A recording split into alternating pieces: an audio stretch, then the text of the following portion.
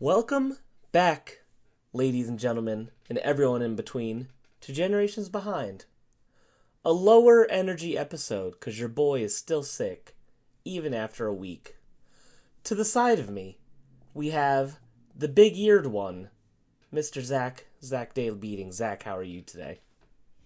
I'm doing well, thank you, Craig. And I was thinking, rather than pick up the intensity on my end, I'll also bring down the intensity, and we can all have this nice little ASMR conversation together. And below us, the luscious slut, our favorite garden gnome, Tyler Haight. Tyler, how are you today?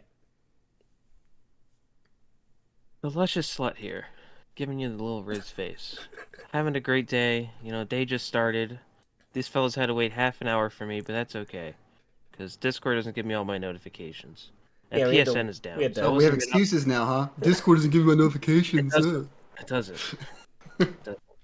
So I didn't see that. We changed the time, but, I did when Craig called me, and I checked Discord, and I was like, fuck. Yeah, but also, fuck you because you didn't answer my phone call. I went to answer it, and then it ended right away. I was like, what did you call me for? And He then I looks, it checked says, it. Craig, do not answer. He puts it back down. Yeah, I was I like, really hope my name in his Craig? phone is Craig Do Not Yeah. Answer. That'd be Don't so- text him back. Did we wake you Yeah. up? huh? Did we wake you up? No, Oh, okay. no, you didn't wake me up. Because I woke up. We were supposed to I woke up record not it. too long ago. We were supposed to record at 8, but somebody was late. I woke up at 7:45, so I was a zombie. So it's kind of a good thing you were late. It gave me some time to recuperate. But your boy's still sick. Sorry, the episode is a week late, fellas. But we're excited to talk to you guys today about some PlayStation 2 games. It's going to be very exciting. Zach's favorite console of all time. He's probably going to be leading the show on this one. Yeah, As the I'll most- just, yeah, probably, oh, yeah. He's prepared a whole history of the PlayStation 2 section for us. Tyler's not even doing the history this time. So it's going to be Nope. interesting. It'll be a different episode. Yeah. Tyler, your face is only sticking up about halfway if you want to sit up so that people can see you. There you are, your beautiful face. Freaking. There you hold on. go. I'm showing Give us, over it. give us a little cleavage. There you There it is. It's a beautiful shot. I missed you boys. It's been about 3 Pop weeks it since out. we last recorded, so I feel like I haven't seen you guys in forever. Are you really going to wear the You got Mickey some- ears the whole episode? Beautiful. I already forgot they were there, so I'm just going to, yeah, I'll keep wearing them. Fuck it. The I show think goes on. that's them. Like, But yeah, we're happy to be here with you guys today. So today's favorite PS2 games. If you haven't seen our best of games for console episodes, what we do is we kind of give each game a rank and a score to come up with a definitive list of the best games of all time for that console. Inarguably, it is fact. Once it's done, it's done. There's no other list on Correct. the internet that can compare with the amount of research and knowledge that the three of us contain. In our next episode, if you want to write in the description below, it's going to be about retro game collecting. Just all about the hobby in general. We thought it'd be fun since it's something we all partake in. I feel like this episode is going to be one where it's like we all have almost different answers, Oh, 100%. like different Oh, than yeah. other consoles. Because, man, Well, that's one of especially the because I things feel like that's... Craig's gonna have a lot of RPGs, and I didn't play many RPGs on PS2. Yeah, I if think it's any. it's interesting because with PlayStation libraries, especially 1 and 2, it's like those consoles sold so well compared to like GameCube and 64 and even original Xbox. So it's like when you think about the pool of games to pick from, it's so much like larger and vaster. So the chances of you playing the same PlayStation 1 games as a kid is way less likely than you playing the same N64 games as somebody you know. Yep. So I always think it's interesting hearing these lists because there's so much more variety to pick from. It's funny you mentioned the GameCube. Like, it sold like 20. Like, I feel like the Wii U gets slandered a lot for like sold like 13 million copies or units. The GameCube only sold like 20 million. It really Like, wasn't much better, no. The Switch was GameCube did selling awful. 20 million every year there for a while, and now the GameCube, like, its whole life sold like 20 million. Everyone's like, oh, GameCube's the best. GameCube was a failure. GameCube was an absolute failure. That's one of those things. It's like between that and the Dreamcast, it's like people talk about the Dreamcast like it was the best thing ever, how much they loved it. I'm just like, where were you all then? I'm like, the Yeah. Dreamcast sold like 9 million units. I'm like, I'm shocked that I even had one. I'm like, I feel like most of you have to be lying. You weren't really there. But that's okay. You could all be fake gamer girls if you want. I'm also a fake gamer girl. We have one audience write-in to start out the episode today. I apologize if the low energy isn't a vibe. I just don't have it in me since I'm still recovering from being sick. But we have a write-in from Patrick saying, "This is Patrick." He says, "Castlevania Symphony of the Night playthrough episode?" How do you guys feel about Symphony of the Night? I need a reason to play it, so That'd be a cool one. I started it a couple Halloweens ago, and I played it on a stream for a couple hours and had a good time with it, and I never played it again. Tyler? So I need to get back to it. I never played it. It's one I want to play. I have the collection for it, so I mean, I'd be down to do it. I own Castlevania Symphony of the Night on Xbox Series X, on PlayStation 4, on PlayStation Vita, and on iOS. I've started it at least 3 times on each of those consoles. And I've never finished it. The furthest I've gotten was on iOS because I'm a fucking degenerate. And it was with all touch controls. I got about halfway through the game, and I was like, "Why am I doing this to myself? Why am I playing it on my phone?" So I stopped. That's funny. That's what I do best. Is play games in the worst way possible. You should make a list of top 10 best non-mobile games you played on your phone. Oh my gosh, yeah. Mega Man X has to be number 1, right? Because I beat Mega Man X that way. I mean, didn't you also beat Final Fantasy VI like that? I got close. Okay. I got right before the final dungeon of that game, and then I just gave up and waited till I played the Pixel Remaster. Because this was before the Pixel Remasters were even a thing. It was like those really, really bad iOS ports where it was like the ugliest sprites you've ever seen in your entire life. You can't even buy or play those versions anymore. They've totally delisted them. So they were atrocious. But I had an office job for a long time where I had a lot of free time. So I was like, I guess I'll play Final Fantasy VI to kill some time. Not the best choice on my part for sure. But I did beat Final Fantasy 1 that way. I played through all of when they added the Pixel Remaster for that. I played through that on iOS. So that was my first time ever beating Final Fantasy 1, one of the greatest games of all time. Gave it the respect it deserves playing it on my iPhone. So there you go. Yeah, exactly. Proud of myself for that one. But yeah, I definitely think we should definitely do a Symphony of the Night episode eventually. Maybe this Halloween. Yeah, because I want to like it more. It's like I like it aesthetically. The music is cool, but something about the game just hasn't really clicked with me over the years, and I think that's why I've started it over many, many times. But maybe I just need to really like kind of force myself through it to get the real feel for it, because it's like this is like kind of the game that defined the genre, of Metroidvania. I feel like, obviously Metroid came first, and Super Metroid and all that are probably a bit more sticking points for people. But I feel like when I think of a Metroidvania, Symphony of the Night is actually the first one that comes to mind for me. For sure. All right, boys.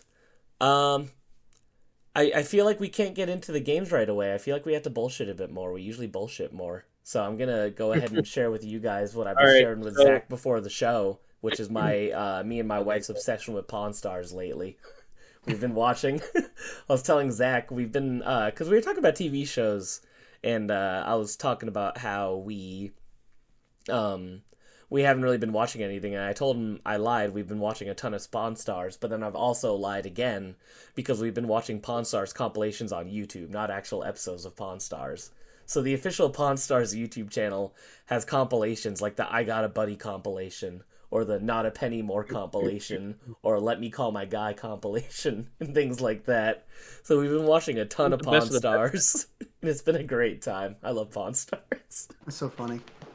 I just seen this one Pawn Stars episode. Well, it wasn't even an episode. It's like when you're scrolling on Facebook and they have like the reels that pop up. Oh yeah, and there's like some Subway Surfers below it. It's a great time. Yeah. So it was one of those, and he had 2 uncut sheets of Pokemon cards. One was in the Machamp First Edition, and the other one was like, it was a bunch of different hollows, like Blastoise. I think there was like a Fable, a Raichu, Alakazam, and something else on it. And he was like, "Yeah, I want 30K like for each of them." And then he has like, "Oh my guy, yeah, so 60K." Guy came over. He said the Machamp was worth like 7, and that the other one was worth like I think it was like 15. And he was like, "Well, I still do want them. I can only offer you 11." And then he was like, "Nah, I'd only let them go for 20 each." And then it was like, "Well, can't make a deal." Not a penny more. Not a penny more. I gotta make money too, alright? It's gonna sit in my shop for years. I'm gonna have to have somebody sell it. I'm gonna have to get it framed. I'm telling you, I know all their slogans now. It cracks me up. We've probably watched like 20, 25 hours worth of Pawn Stars compilations on YouTube over the last couple of weeks. It's an obsession. It's such a waste of fucking time. We could be watching actual TV shows, and instead we're watching. Sounds we're like watching an actual TV show to me. Well, it's like we were saying, we're like we should just go there because we live in Las Vegas and Yeah, that pawn shop is here. I'm like we should just go one day and just check it out. Probably be fun to see. You never went? No, it's only about maybe No, if I 15. lived in Vegas, Yeah. I would have went. It's only like maybe 15 minutes away from my house. It's super close too. So, but all my years of thrifting and game collecting on just like going out to like different stores and stuff like that because I love going thrifting. It's not as fun as it used to be, obviously, because now it's trendy, so it's hard to find anything. But I've never been to an actual pawn store, period. So, because I just always assumed that it was like just like jewelry and instruments and bikes and weird stuff like that. But you can pretty much find anything at a pawn store. So, I think I need to start going to actual pawn stores, start checking things out, seeing if I get lucky. I went like one time, and they had like a whole bunch of PS3 games, and I got them for like $2 each. I was like, if I buy a lot, any deal? It was like $2 each. $2. I was like, okay. Was it decent stuff too? Yeah, they had some good stuff. Like, it wasn't all just sports. Like, I got like Lollipop Chainsaw. Ooh, the God that's of great War for stuff, $2. Yeah, I think that's like a $60 game to this day. I want to play the. I never played it yet to this day, but I kind of want to play that Repop. I heard it was really bad. I would just play the original. Yeah. Apparently, Well, I Repop can't was play a the bad original. remaster. We're going to more story time. You want to extend this episode? All right, so Extend the I'll episode. extend the beginning of this episode with our bullshit because we always like to do this. But so guys, your boy has no way to play PS2 games. Funny way to start this episode as we're talking about PS2 What a games. fucking fraud! But Never played a PS2. yeah, I'm a fraud. So I played one, but so never had a console. I mean, nothing. And yeah, no, it'd be lame if somebody didn't have a PS2 and just pick third-party games for their thing. But so anyway, every wrestling pay-per-view, I have friends over.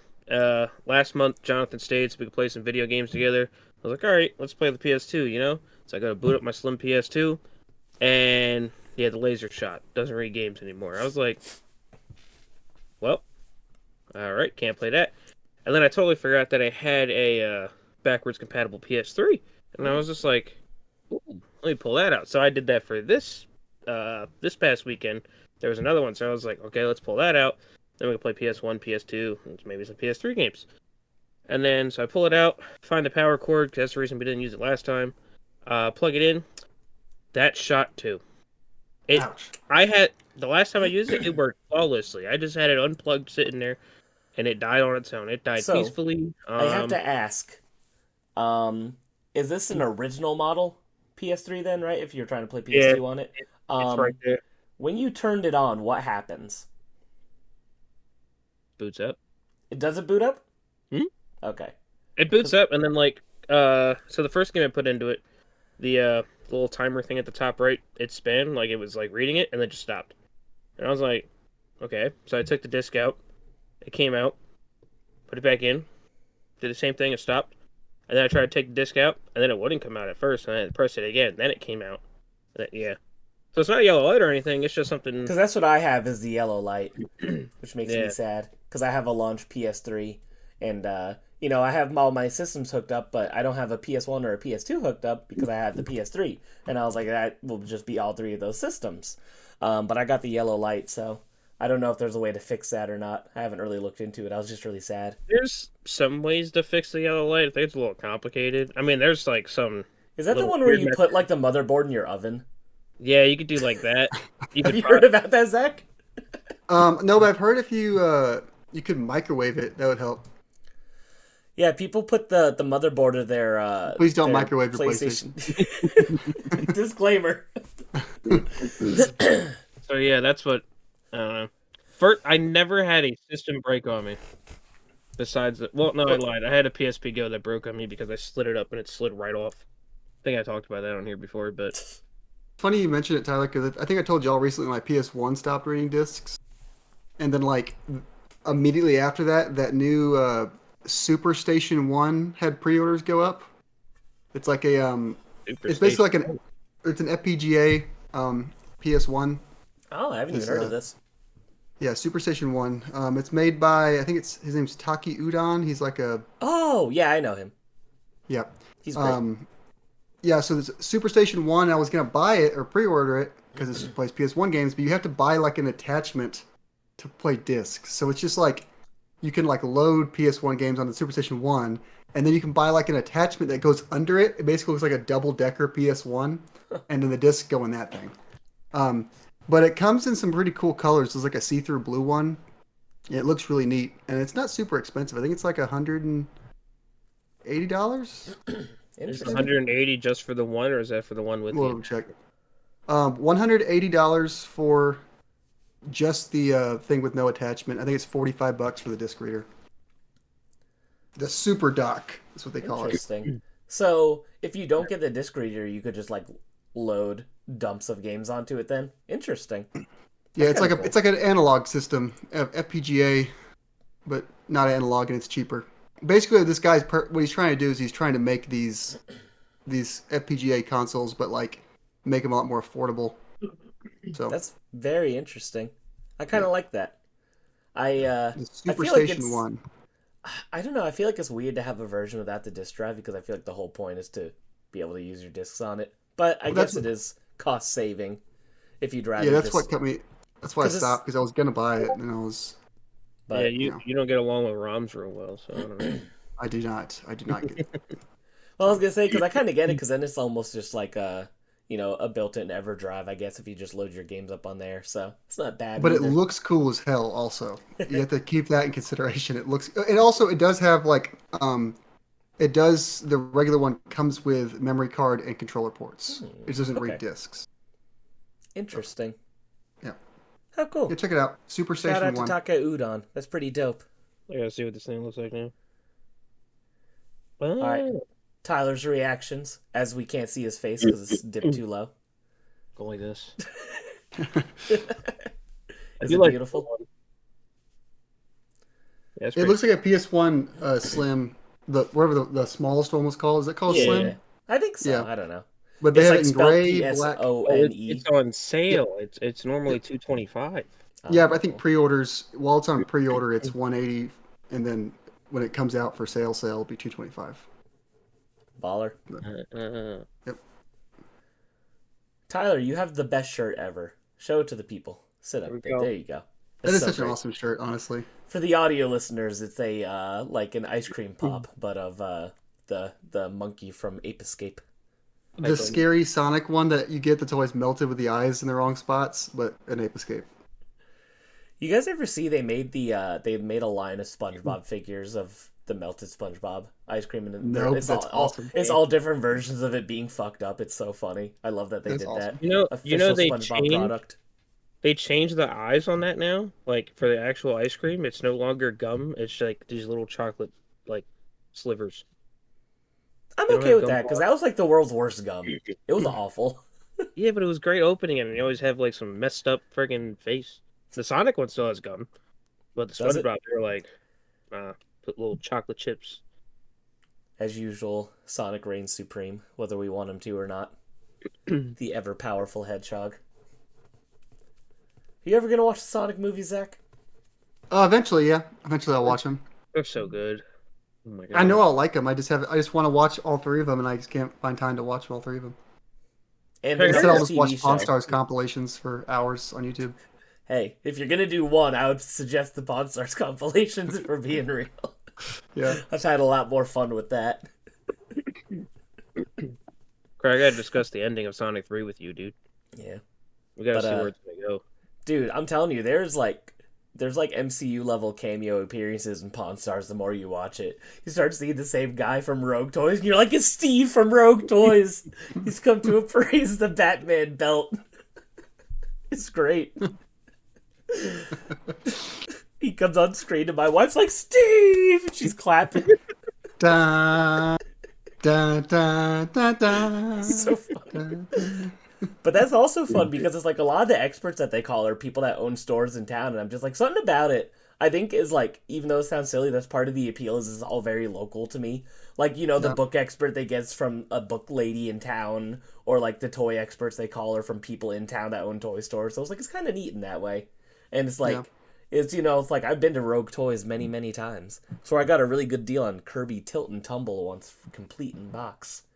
For like, I think I spent like $70 on it, and that's a much more than $70 video game. It's a cool cartridge. It's a cool it cartridge. Is fun. That pink the one. see-through pink. Yep. To this day, I still haven't played it though. I'm a chump. I played on I'm a the Switch, and collector. the whole Switch flipping it up like this. It's so funny. I want to do the thing where you can put it into the GameCube and just use your entire GameCube console as a controller.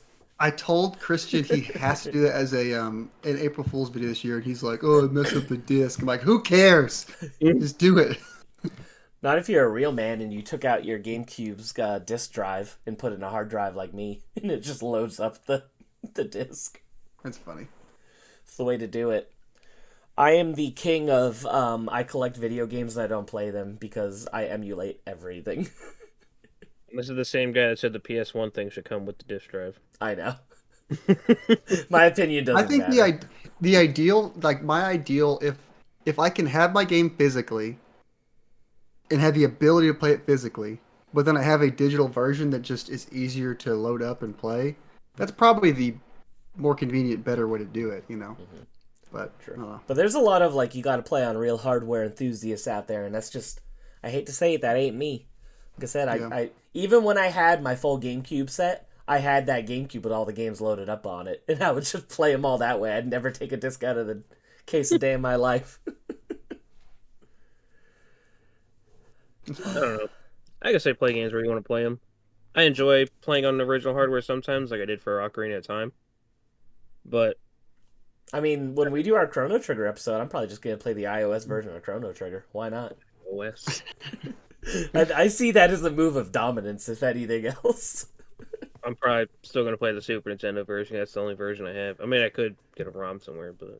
Oh, Nah. boo-hoo, I only have the Super Nintendo version of Chrono Yeah, Trigger. I I can't have- play anything else. What do you have it on, Zach? What are you going to play it on? Probably Steam, I guess. Oh, yeah, it's on Steam. All right, we're good. Yeah. I actually think I'm gonna do the DS version just because I know it has a map on the bottom screen at all times, and that's the best thing about playing role-playing games on the DS. Is that they always just use the bottom screen as a map, and it's so convenient. Doesn't the DS one also have like an extra dungeon? I have no idea, honestly. I'd have to look into Yeah, it's it. the color dungeon. You get the color armor and... Shut up. That was really stupid. All right. What the Chrono Trigger fuck have dungeon. we been playing? I would Tyler, tell you, but PlayStation's go down, so first? I can't see my last games. Yeah, oh my god. You're so dramatic. So I've been playing. I got sucked back into Call of Duty. Been playing a lot of Call of Duty, but other than that, because y'all don't want to hear about that, started playing Far Cry 6. I know it's a little random, but I wanted a co-op game to play with Jonathan. So I was like, "Hey, you want to play Far Cry 6?" I played the other one, so I was like, "Still have this one." So we started that. That game is really random. We'll just be driving down a road. Shit blows up. John was driving. No, I was driving a tank. John just went to hop in. He automatically died. Game's buggy as hell, but it's like funny. Hell Can't yeah. play that now though because the PSN's down. It has been like 16 hours. You need to calm down. That's a long time. Oh my god. I mean, I personally don't care. I mean, I'm just like mentioning it. It's funny that because- people are thinking it's another actual hack on the Yeah. PSN because it was not- unannounced and it's but- been a minute now, so it's not a Yeah. good thing. Everybody's Games like, are gonna "Change give your us this time." password, change your password. Well, I can't get Little Big Planet because they killed that shit. That's true. But then other than that, also been playing Metaphor. Started playing Craig just died.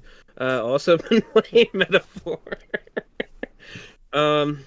And yeah, now with the PSN being down, I was like, oh, now it's time to get back into Metaphor. I'm still kind of early. I'm on like 612, but I'm trying to do the whole first dungeon right away. I'm at the boss of that dungeon. I'm liking it so far. It's pretty good. I like the whole like combat system with how it's like a mix of like the action and the turn based. Uh, and I also like how you get your what are they called, archetypes? How it's Hmm. on like a big board and you can level them up and then branch them out, and then you Yeah. get the like, extra ones. That's a really cool way to do it. Oh, I Rather love than the like, archetype system. It's yeah, great. and like Persona, you got like all these different personas. This one, it's like you got these archetypes, you level them up, you get extra vert. Yeah, it's pretty neat. So I yeah, was Kind gonna of reminds me of say. like, oh, Oh, go ahead, Zach. I'll say it reminds me of this is a Brendan pointed this out to me before I played it. He's like, "Oh, you'll like Metaphor because it's like Fire Emblem. You like rank up your units' classes and unlock a new class." And I was like, "Oh, it is kind of like Fire Emblem." yeah, Yeah, in a way, I see that. But I was gonna just say, if you feel fatigued from how massive the first dungeon in this game is, for some reason it's the biggest dungeon in the game. So really. don't let it Yeah, make I you was feel going for a worn long out. time. I was like, man, this thing. I don't know. There's that one on mid game that's pretty long. I felt like the first one was the longest personally. I don't want to say what it is, but the one Ah, la, la, la, la.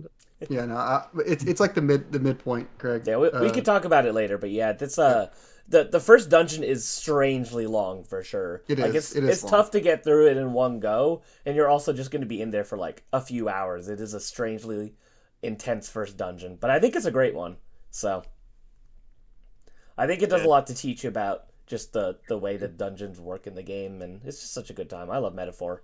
I've Very been good. thinking about going back to do a second playthrough for the platinum trophy because I really surprised want at it. how much your main character talks. I know it is I nice to thought play he an was gonna be Atlas like a game silent with. protagonist, and then he just starts talking. I was like, whoa, Yeah, it's you nice go, that. Will, Yeah, you it's the go, Will. least silent protagonist Atlas has done, which has been really nice. So Yeah. And then also, like, I was kind of surprised that the main character's name was just Will. I didn't know it is. that. It does feel a little plain, 'Cause I thought doesn't about it? naming him Marth just because he looks like Marth from Fire Emblem. So I remember in the beginning when it was like, oh, put your name. This isn't your main character's name, so I just put my name for that one. And then it was like, all right, the main character's name. I was like, yeah, I'll just do the canon one. So I looked it up and I was like, Will. Will, Okay, Will. who's Fresh, Fresh how Prince you of Bel feeling Air. about the your party members so far? Hulkenberg and Stroll, So far, pretty good. I'm enjoying them. they're great. Hulkenberg is very funny. I like her a lot. So I like the whole cast, honestly. No, so they're then all Hulkenberg was one great. of my It's favorites. Yeah. one of the best casts in an RPG I think ever for sure. They're all great characters. One of my favorite character in the game. I don't think you would have met yet, so I'm not going to talk about him. But there's some real good ones for sure. like, eventually, how many like party members do you get by the end of it? Because isn't it like 74. isn't it like 70? where you get like the party system where there's like three in the front, three in the back? I mean, I'm not there yet because I only got two party members, but I think you'll only ever have 4 active. Yeah, you And you don't have, ever get more than four oh, active, okay, and yeah, I don't want to tell you I how think many party members there are because I feel like the last one is a really cool surprise. So okay, I got you. it's more fun when you see it happen. So like when it's happening, you'll know that it's happening. But it's a cool like addition that I don't think you expect your first time playing. Nice. Yeah, but Metaphor's so good. I definitely been thinking about going back to do another playthrough for the platinum because you have to do the secret boss, and you have to be a really high level to beat it. So it's like you have to play through a majority of the game again to be able to beat him because I think the super boss is like level 85 or something. So it's like you can't just like cheese your way. It's tough. Yeah, and I read that he doesn't even pop up on like the easiest difficulty. You have to play like No, yeah, you can't do the baby difficulty either. So yeah. no way of cheesing your way out of it. It's not like in the Persona games where you can just go on baby mode and be like, "Oh, I'm gonna revive myself mid-fight over and over again until you're dead."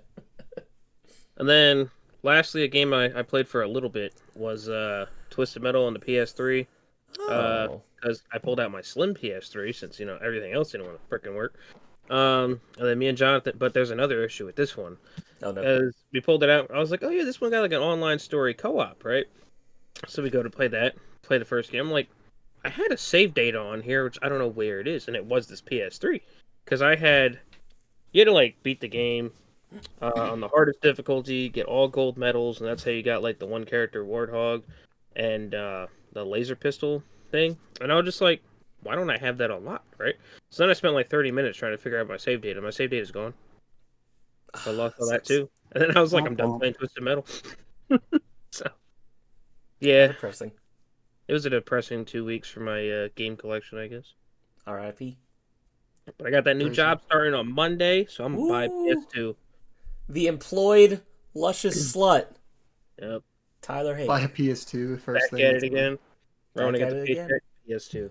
At my first job at McDonald's when I was about 16 and a half years old, first thing I got with my paycheck, I bought my 3DS. And I bought Sonic Generations and Ocarina of Time 3D. Let's go. I don't know Hell what the first yeah. thing I bought when my paycheck was. Yeah, I can tell you. And then I was like, Sonic Generations 3D sucks, and I sold it back to GameStop. I do vividly remember buying a Nintendo 2DS and Pokemon X, but that was like, I think I was like, I'd already been working for like a year after that, so I don't think that was like right when I started working, but that was probably the first console I bought with like my own money from my own job that wasn't for like Christmas or birthday money. What was your first job?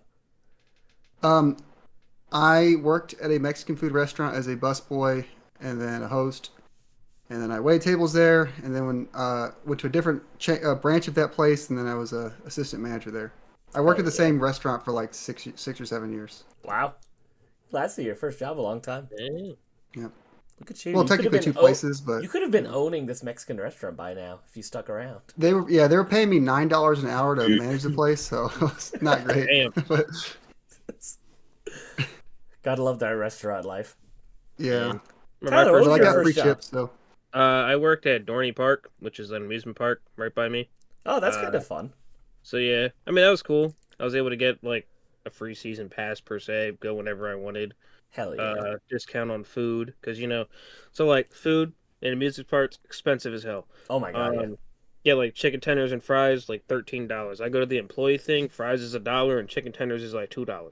Dude, I Heck want to yeah. work. Dude, I want to work there right now. That So that sounds was nice. fantastic. What really sucks is like I worked there for 2 seasons, and then I was like, all right, I'm gonna move on from this, go somewhere else. They bumped up the pay significantly. Like after I left, I was like, really? I started there when I was 15, and then 15, you didn't have to pay them the minimum wage. You're able to go like they had like a That's different messed up. minimum wage. So like I got $5.90 an hour. Holy shit. Five Hell ninety. yeah. I was stacking it up. Wasn't getting shit with those paychecks, but. You had to work for 2.5 hours just to buy the chicken strips at normal price. For real. But then, oh man, I could That's go so into brutal. another story. The one time that, oh, I don't know. Should I go into a little story real You quick? should. I do Why story not? time? All right, so we're extending this. So tell me how the one time. So like, they are really, really like stingy with like. You cannot go in with any money on you. You go in with a penny and you get audited and you get caught with that penny, you're getting written up. Like, because they claim it's their penny then. What? Yeah, it was crazy. Wait, So you can't go into work with money on your person? you had to leave it in your locker. Because the employee thing was outside, so you had to like go to your locker on your break, go to the food, put your stuff back in your locker, and come back in. So That's so weird. luckily, I worked at the stand at the bottom, so I was right by the locker. Because when you go on break, if you're all the way at the top of the park, that's a 10-minute walk to get down to the bottom just to go on your break. But so anyway, one day, so you had to go to the bank, you get your money, you go to your place, you set up your drawer. Then when you set up your drawer, you just run it for the day, and then you count it at the end, right? I counted my drawer, it was all perfect. And then this supervisor, she just lifts up my coin tray, and there's like two $50 bills underneath there. And I'm like, I didn't take that. I was like, that must have been from last night or something. And then she was like, well, I got to add it to your thing. And I was like, I gotta get in trouble for that? Yo, I got like 16 points for being over $100. Over. What is I got- points? So like, if you get a certain amount of points, you get fired. Oh, So I pretty much went up to like a level 2, like fire. Like there's 3 Yeah. levels. Dude, Because I someone sent an else left email- the money. I sent an email to my supervisor, and I was like, yo, I don't get this.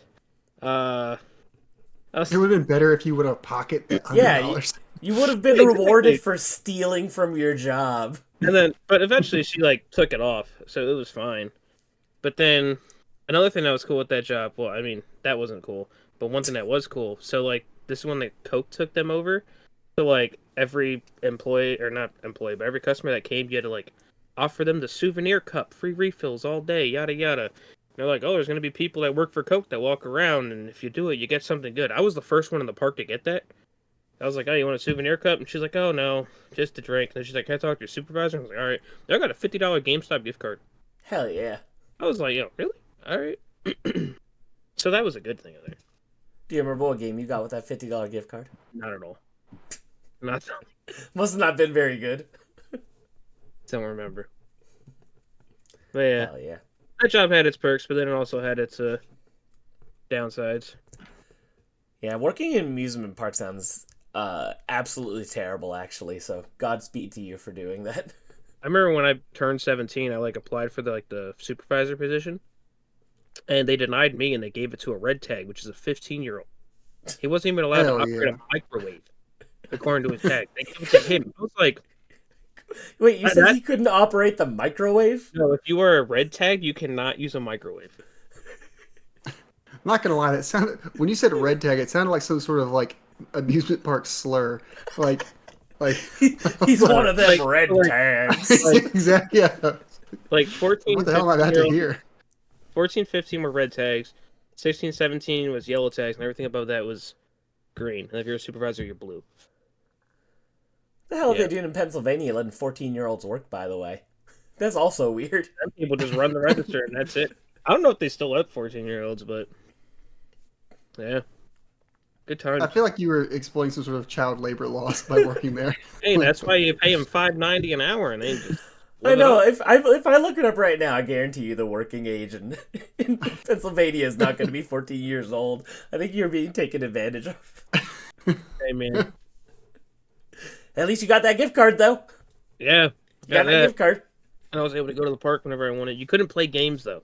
If you got caught playing games, you got fired. Like, if you played the basketball game, like, the arcade was fine. But you couldn't do, like, the little, like, pay $5, do ring toss shit. Because there's, like, ways to win the games, and, like, oh, if you find them out, then you're just going to exploit it, and you'll get fired, you know? So if you go to like a carnival tomorrow, would you know how to fuck up these games and win all the prizes still? Do you know all the secrets of the trade? Not really. Not really. Very sad. I There know, was this one guy, I was though. excited for you to expose the industry right now on the Yeah, I show. can do that. There was this one guy who was like, so they had like this 3-point challenge basketball game. So like you shoot 5 here, 5 here, 5 here, 5 here, 5 here, right? And he was like so good. He was going for like the top prize, which was like probably a PS4 at the time or PS3. And like you had to sink them all. And there was like I think 30 he had to do. Dude, he was scoring like 28, 29 out of 30. He was winning jerseys. He was just giving them away at that point because he was just trying to win. It was crazy. How funny. He was. Then eventually stopped him. They were like, "Yeah, you can't." Then they I put love that limit- when people do so good at carnival games that they don't let them play anymore. And it's like, It's like casinos when you know how to win at blackjack and they just don't let you play blackjack anymore. he's just banned from the casino. Yeah, you can't play blackjack here because some games have like obviously a lot of casinos are like they want the odds in their favor, but some games are skill based to an extent. Yeah. So they'll like if they see you're winning, they'll be like no more. Never forget, we are a anti-charity, pro-gambling podcast. So Of course, make of sure course. you all go and play plenty of blackjack after you listen to the show. Swindle your loved ones, empty your bank accounts. It's not a loss until you quit. So if you just keep going, You're eventually due. you will You're win. due for a big win. Keep I going. gambled one time in Vegas and I won. So That's true. good. 100% hit rate. 100. I So got that clearly perfect it hit rate works. on gambling. All you have to do to win is win. That's all there is to it. Yeah. All you Not do hard, is just guys. play and you win. If you don't want to lose money, simply make sure you hit. That's all there is to it. Excellent. Just so pro tip, guys, gamble. Screw Yes. PS2 games, gamble. Yes. No PS2 I games. should go gambling to get that money for my PS2. You could. You could do that. I'm gonna do it right now. That's one of the fun things about where I live is I could go to the gas station outside of my house and gamble. They just have slot machines lined up inside of the gas stations. It's wild living here. It's not a real place. It'd be fun if y'all's gas, like the actual price of gas, was like a spin. Like Based it's on a either slot machine. 50 cents or it's like $80 a gallon. I'd be scared at that point. Be Oh, no. terrifying. I'd drive to the next city to get gas. $80 a gallon? All right, Zach, what the hell have you been playing? I've been playing a lot of the same games last few weeks. I'm still playing through Donkey Kong Country Returns. I'm like on the fifth world. Still a fun game. I I can't remember if I talked about it last time. If it was even out yet, might have been out yet already. But I think the thing that just impresses me with that game and Tropical Freeze is the way it uses like depth in the levels. Like the things in the background come to you. You go to the background, and it's not just a flat 2D plane. So it adds to the game, but it is still just the Wii game. You know, it's fun. Mm. Playing through some more Epic Mickey, streaming that one. That game's I don't know, it's I'm enjoying it because it's a 3D platformer and it's got some fun little Disney references. And I'm wearing a Mickey Mouse hat right now, so I do like Mickey Mouse. If you couldn't tell. All right, live Um, on air. Give us that Mickey Mouse impression. You had been working on it. You had 2 no, days. I can't do it. My voice is a sorry shot. Ah, oh boy. But Oh boy. you can like double jump. Double jump is like solid in any platformer ever. If you can double jump, you've got me over a little bit. Get a cool spin attack, and then he can like shoot, basically third person shooter with like your paintbrush. Um, I think my biggest downside of the game is it is a kids game. You know, it's a Mickey Mouse game it was originally on the Wii, so it's pretty handholdy. Lots of like very simple, go here, do this kind of stuff. And also the load times on the Switch are like atrocious, like atrocious. When you went Just sit back there to for the like like, main hub area, dude, that was bad. when I turned the game on, I think it took a minute for the game to like load in. Like it was Holy just, shit. it's bad. So if you're gonna play it just to like enjoy the game, get it on the PS5. I got the Switch just because I was gonna play portably, and I haven't played it portably at all. So I'm just enjoying the load times for no reason whatsoever. Making yourself suffer. Playing more Black Myth Wukong. I'm trying to finish that game. That's the main thing I'm playing on my PlayStation right now. I'm trying to finish that before like Monster Hunter comes out in case I want to play some Monster Hunter. But Black Myth Wukong, I'm realizing, is much larger of a game than I realized. Like yesterday, I played it for probably 10 hours and I beat one chapter. Wow. Yeah, I think there's like six chapters or so. I just beat the third chapter. It's a lot bigger of a game than I realized. It's still pretty fun. I'm enjoying. Uh, it's like it crosses the line. It's an action game first, but it has some Souls elements with like the way the bosses are structured and like, but it's not like a Souls game. It is an action game.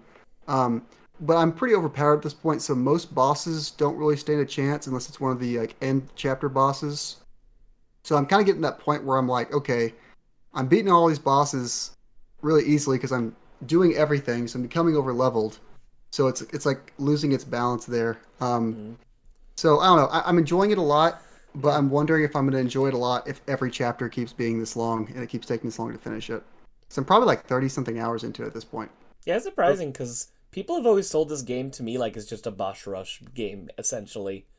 And it seems like there's more to it than that. So the first chapter is pretty linear with a little bit of exploring, but it does feel more boss rushy. The second chapter is more open with more areas in between the bosses, and then this third chapter I just did, it's like almost overwhelming. There's too many places to go. That's one of the bigger things with this game that annoys me is the exploration is the the game. You're all in like natural environments. There's very little.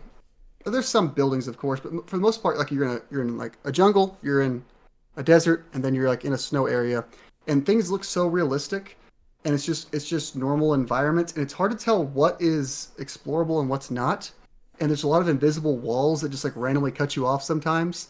So I kind of have a hard time getting my bearings with the exploration sometimes, so it makes it a little overwhelming.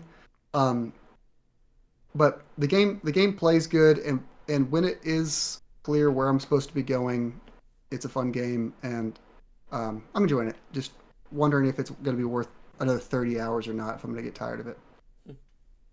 I think last time I talked about Blade Chimera. It's a Metroidvania indie game on Steam Deck I've been playing through. I'm almost beating that. It's kind of like, it's clearly inspired by Castlevania Symphony of the Night, um, down to like the leveling up system and the way the character runs. He runs like Alucard, and the equipment system. It's like a futuristic setting, Castlevania Symphony of the Night. So having fun with that.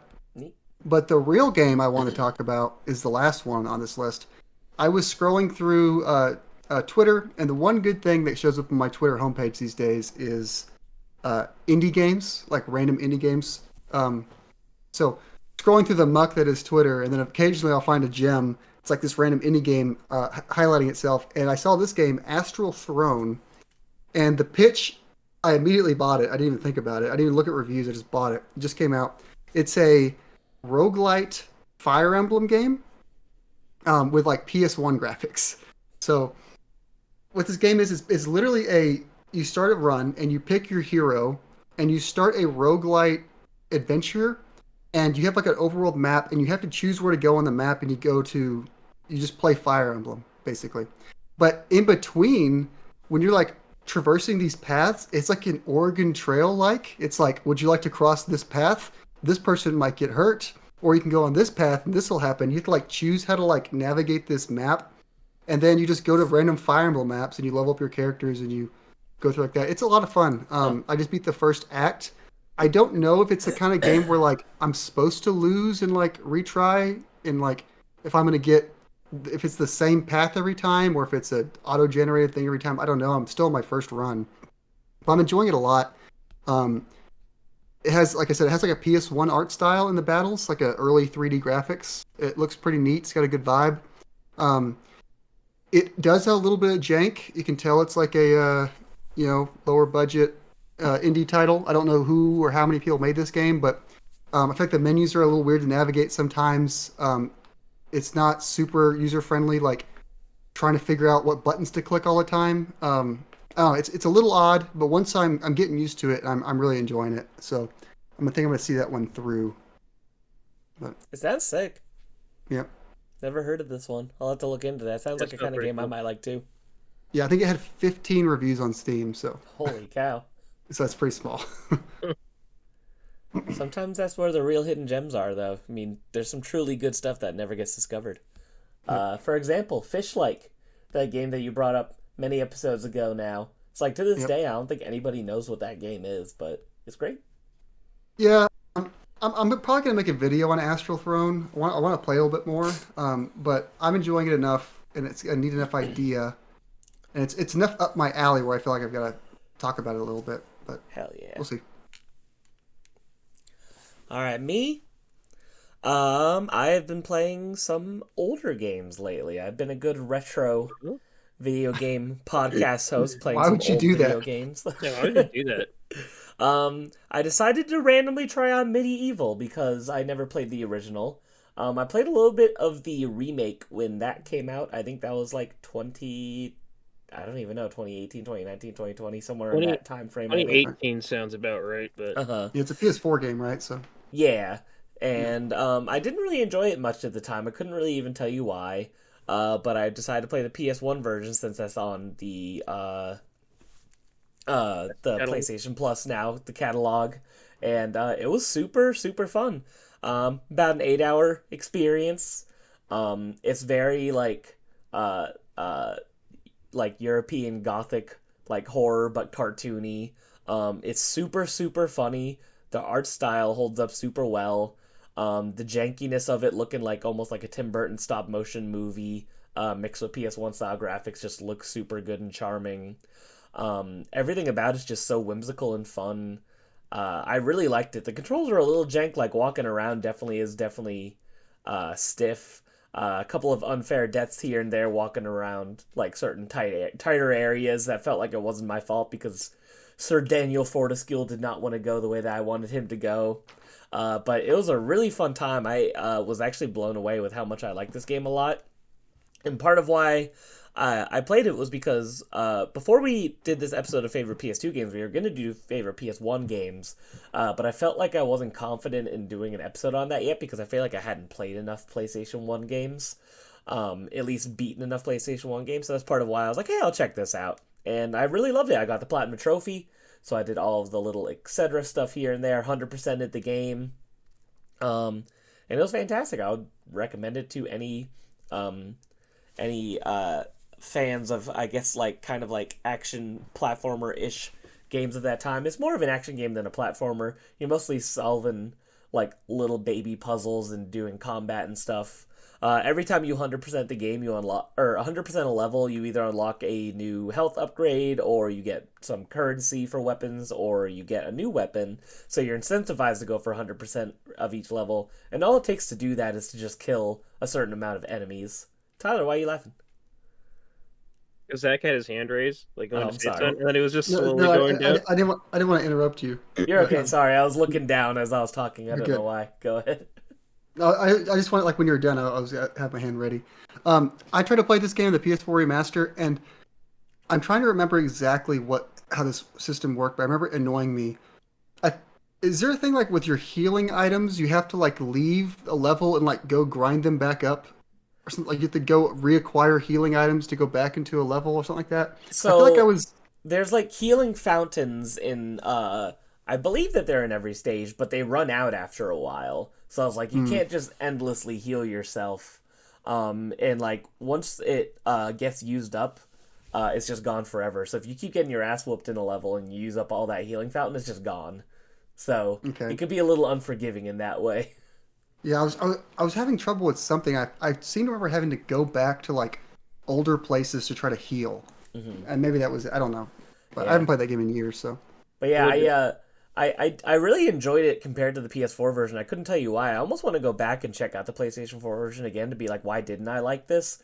But even just looking at it graphically, everything about the atmosphere and the art style were changed a lot, and I think a lot of why I like the game is just how charming it was for the way that it looks now. But I really enjoyed it. And the story of this game is just one of the funniest stories like in any game ever. So I don't know if you guys know the plot of Medieval or if you remember it, but isn't it like he's going to battle and he like dies immediately or something?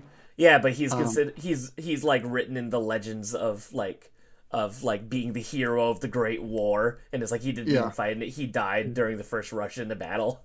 Yeah. So when the great evil wizard comes back, he gets resurrected and he has to stop yes, him again. And it's like he didn't even ever fight him the first time. So it's Yeah. really funny.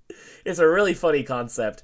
And he doesn't have a jaw, so whenever he's talking to other characters, he's just like mumbling. He's like, "Hur, hur, hur, hur," and everyone knows what he's saying, but it just sounds like mumbles.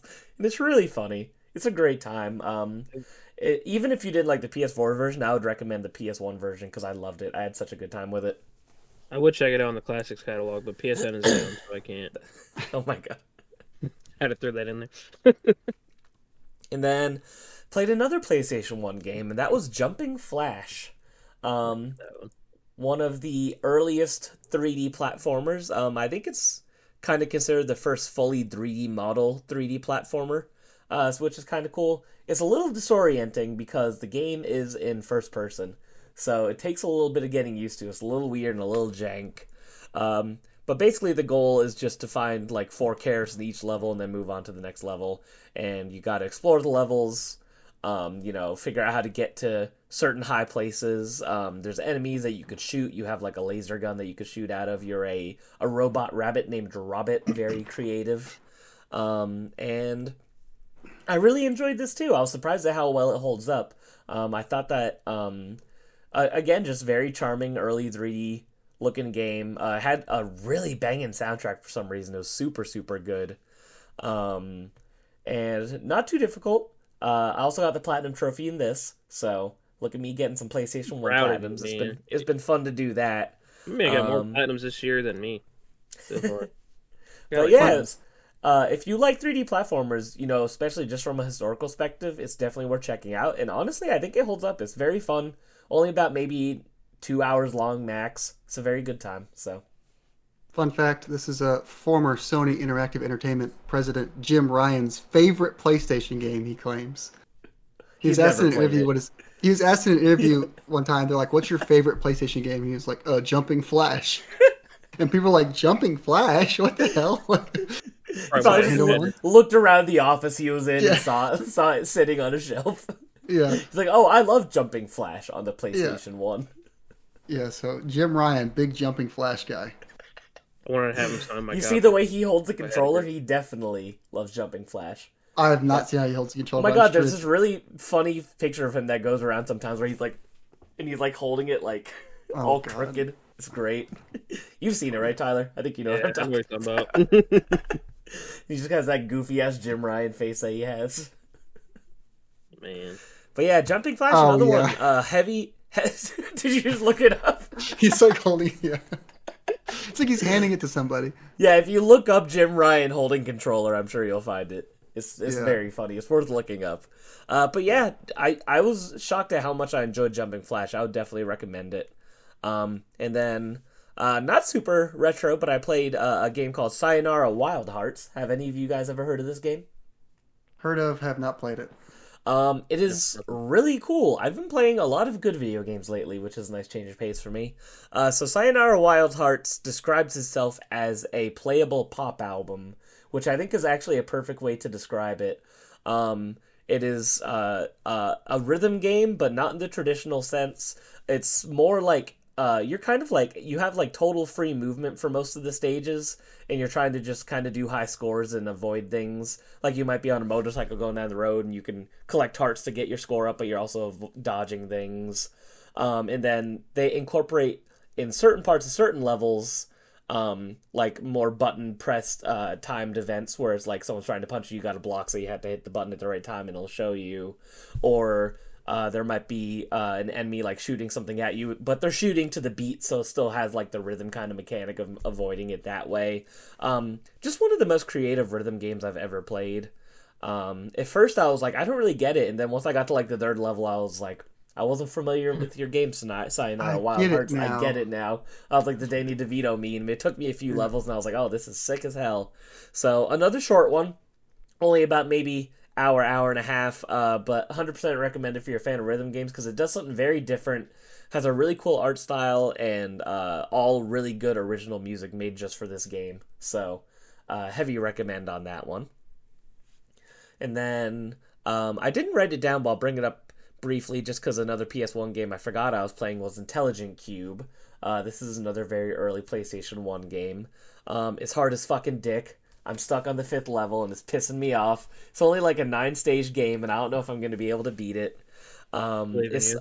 it's a weird puzzle game where you're on a grid and blocks come up and they kind of roll towards you, and your goal is to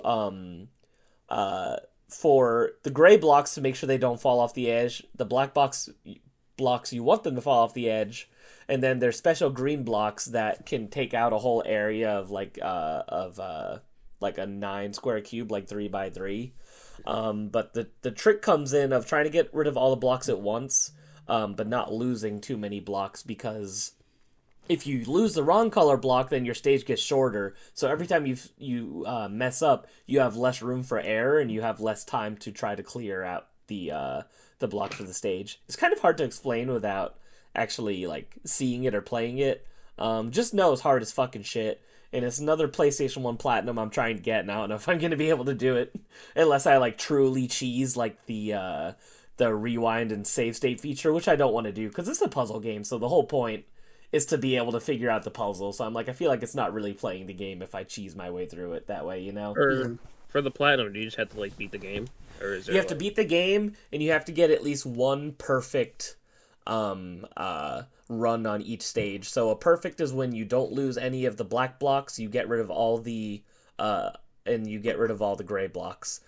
So if you have to beat each stage and then get a perfect score on one of each round for each stage. So it's doable. It's just really difficult. So, and Yeah. you know, I ain't exactly a genius over here, so I'm struggling a bit. But You're no intelligent cube. I am no intelligent cube. But it also has extraordinarily epic music for some reason. It's so weird. And I was thinking that as I played the game, and I thought it was funny because one of the trophies is like, it literally says like, "Why is the music so epic?" And I was like, "Oh, so they knew."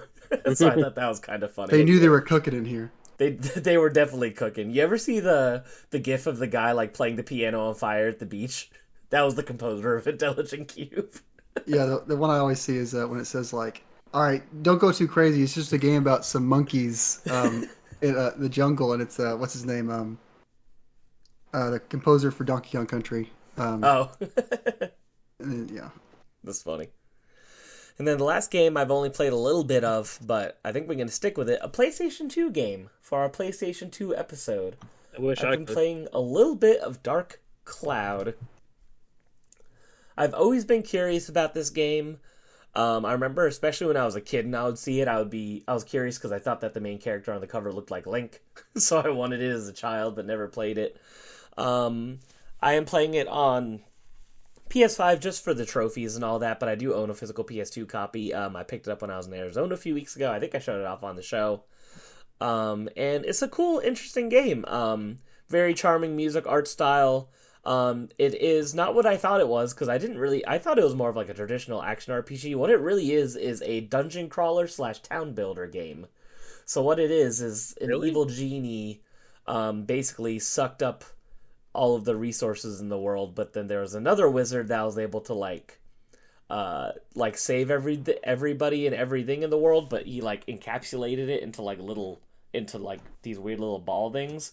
So what it is you go into the dungeon and you find pieces of the town, you find furniture, you find people, and then once you're done in the dungeon, you go back to the outside world and you build your town out of all the pieces of the world that you found within the dungeon. So you build the town however you want, which is cool and interesting. Each house has like dedicated people and furniture and stuff that they want and need to be considered complete. But the setup of your town is totally up to you, which I think is pretty cool. So it's like you'll find, dirt roads or bridges and different things. You could just put them wherever you want to connect all the houses in any way that you want and all the stores and stuff. So it's a really cool idea. It's fucking brutal. It's very hard though. The enemies whoop your fucking ass very easily. It's easy to get overwhelmed. It's easy to attack and miss if there's like a flying bat and anything like that. But very cool, interesting game. My biggest issue with it is it has weapon degradation, and I just hate weapon degradation in games. So it's very hard to balance out your weapons, make sure they don't break, and that you can still use them. And all of your weapons are upgradable, but if you break a weapon after upgrading it a lot, you still lose it forever. So you got to be very careful. But it's a really cool game. I really like it. I think I'm gonna try to see it to the end because it's something about it is very interesting. I like the idea if you go into the dungeon, you find all these parts of like a village, and then you build that village. I think that's a cool idea. So I'm really into it. It's not what I thought it was gonna be. Like I said, I thought it was more of a traditional like action RPG, but it is a dungeon crawling town builder, so kind of something different. I'm surprised that this game isn't like more beloved and talked about because it's such a novel idea. Yeah, I always assumed it was just a regular old action RPG as well. I never knew Yeah. that part. Yeah, I randomly, scrolling through PSN, I was like, oh, this game is on here. That's kind of cool. And then I downloaded and played it, and I was like, this is not what I expected at all. It also has like a 20-minute opening cutscene, which I wasn't expecting either. So should have packed a lunch for that. Jesus Christ, I wasn't. It's not as long as like a metaphor cutscene, but yes, Zach. I just wanted to, real quick, I Googled while you were talking. I it was bothering me. David Wise is the person I was thinking of for the Donkey Kong That's who it composer. is. Okay, yeah. Yeah. Because I wanted Apologies. to say Grant Kirkhope, but that's the banjo guy. Yeah, I think he did I think he did DK64 also. Oh, that's right. Yeah. But the David great Wise is the country guy.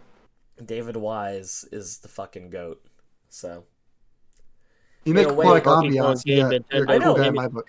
well, it's funny because it's like that's he almost created like this whole genre of like the ethereal lo-fi kind of like thing that people love now. It's like that really kind of started with Donkey Kong Country music, Yeah, which of all is super things. weird.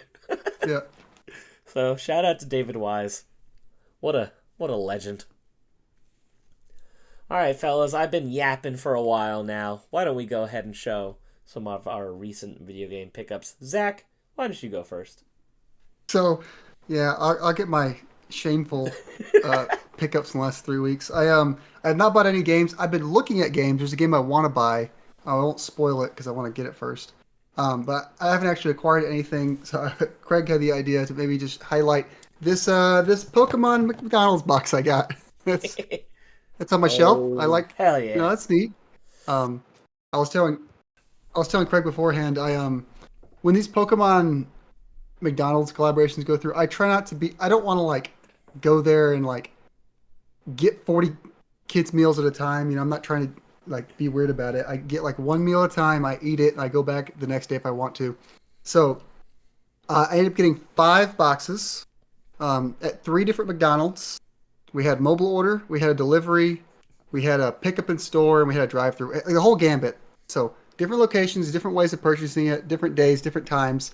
I got 5 Dragonite boxes. Not a single other box, just Dragonite every time. I have one of each. It's rough. So, and I don't want to be the guy be like, can I get the Rayquaza box? I didn't want to do that. So, They're like the hills of He's like, sure, you fucking loser. yeah. So, but yeah, Do you that's see all I got. people for selling the apple slices baggies on eBay? Oh It's god. insane, insane behavior. Pokemon Well, is being I think I ruined got- by adults. I think I for got sure. all the cards except for I didn't get a Koraidon. I didn't get the Koraidon, but I got all the other cards. I got all the boxes. They hooked me up with boxes, so I have them like not even folded up. And then this That's one wild. McDonald's by me sells. You could buy the cards individually, like 5 per card per day. So I went and bought 5, and I got a couple others. Like my sisters, like got Happy Meals DoorDash, and they gave me the cards. I'm only missing Maridon. It's the only one I need. Oh, The last I two have I a- needed were Drampa and Maridon, but then I got a Drampa, so now I just need Maridon. I think I have multiple Moraidons. Do you have multiple Koraidons? Yeah, Well, one Well, day we can make a trade. Hell yeah. sounds good. You guys could complete the McDonald's set. Also, you brought up the DoorDash. I just gotta say, I don't have DoorDash. I try not to use it because I know I'll waste a bunch of money using it. But every time I think about it, I'm like, I do use it, and it's very convenient. McDonald's app had me DoorDash like through their app, and it's called McDelivering. And I feel like such a loser. They're like, "Would you like to McDeliver this for $3?" I'm like, I would like to McDeliver this for $3. McDeliver my Pokemon box to myself, so someone can come bring me my Your Pokemon Child- cards in 4-piece nugget. yes Fun fact, McDelivery. DoorDashing. I tried to DoorDash in Texas and almost got robbed of my chocolate syrup. So Yeah, Bastards. Yeah. I ordered DoorDash to work the other day, or I do Uber Eats, yeah. just because I couldn't tell you why. But I got Chick-fil-A at work the other day because I was starving and I didn't bring lunch because I was running late. And they forgot my fucking drink. I was pissed. And then I told Uber Eats and they gave me... To eat this without my drink. Well, then they gave me a $2 credit, and I was like, there's no fucking way that a large drink at Chick-fil-A is less, is $2. It's definitely $3 or $4, so I still Right. lost money. do you have Amazon Prime? I do. You can apparently get Grubhub Plus for free. with True, but Amazon Grubhub Prime. sucks butt, dude. Why would I Hey, use but no fees Grubhub? or anything? Well, they would probably give you the full amount back for your drink, not just $2. Just saying. Why are you sucking Grubhub's dick right now? I What don't makes even you use think- Grubhub. I'm just trying to help you What save makes you- money. Sponsored by Grubhub. I use DoorDash more, so I'm just trying to help you out, man. Maybe you're right. I'm sorry. for I my never harsh really words. used Uber Eats, so I can't tell you much about Uber Eats. I just use Grubhub and DoorDash. Did I tell you about my most shameful DoorDash ever? Hmm. Yeah, when Tears of the, when Tears of the Kingdom came out, and I was like, I took off the day of work. I'm like, I'm gonna play Tears of the Kingdom all day. It's all I'm doing. That's it. So I'm there playing it. I'm like 10 hours in at this point, playing Tears of the Kingdom on launch day, and I wanted to go get some beer, but I didn't want to leave, so I DoorDashed beer from across the street.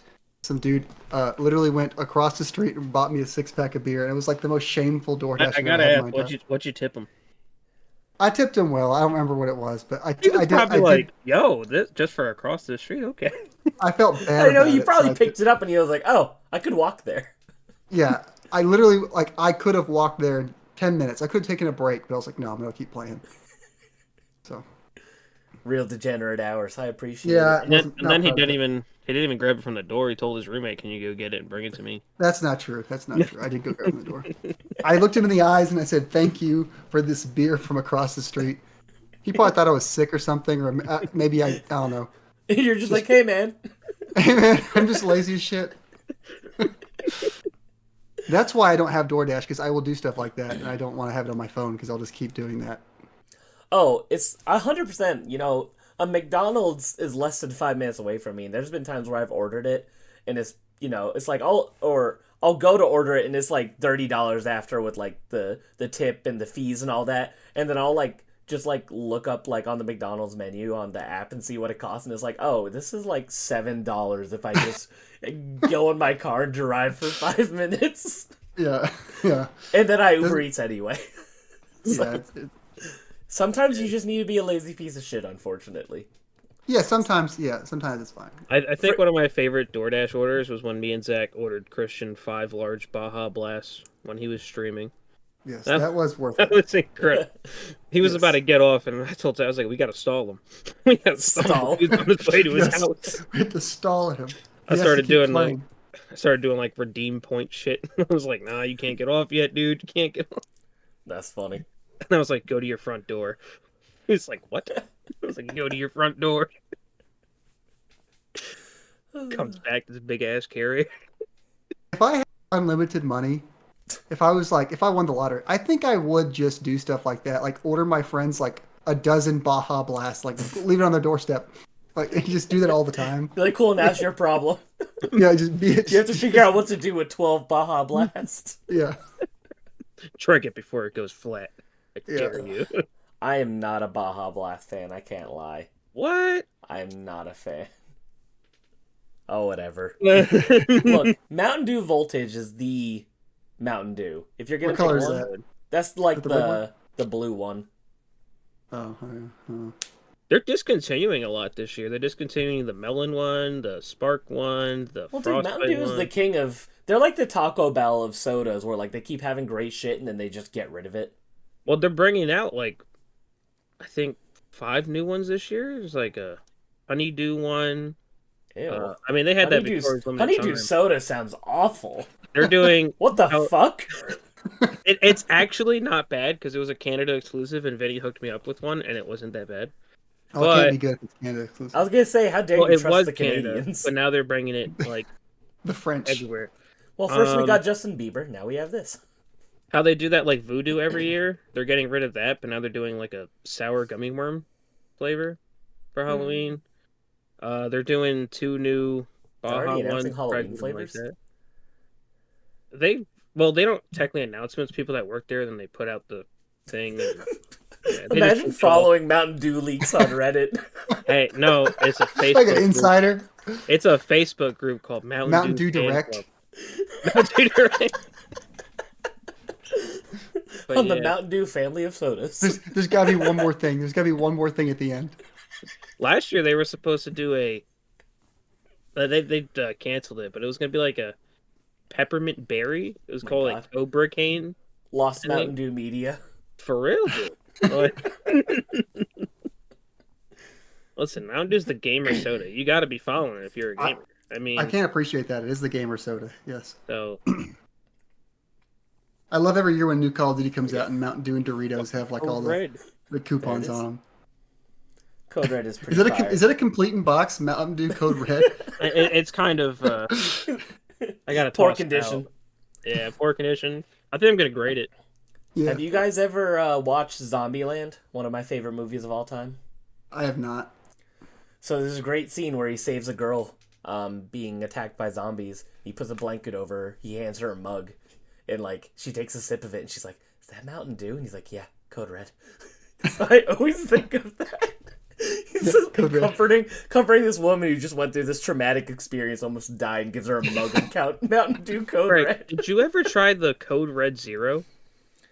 I haven't. Do they still make that or no? Yeah, they do. It's just hard as shit to find. I was gonna Like, say, it everyone sounds just- fire. My I love favorite that soda is soda. 5 words. Mountain Dew Code Red Zero. It's like Winter Soldier words trying to wake somebody up. Mountain Dew Code Red Zero. Dude, that's how you get me. There's nothing I love more than a good zero sugar soda. So, the best one, Dr. Pepper with cream soda, zero sugar. So that's 6 Okay. words. Tense. Makes Mountain Dew Zero look like sugar, Dr. fucking Pepper, shit. green soda. Yeah, I tried the new Tyler. blackberry one. Yeah, me. Game pickups. Do you have any video games? We've done a great job of being on topic today. Yeah, sorry guys, it's gonna be a long episode. This makes up We're for at the. hour So y'all, 15.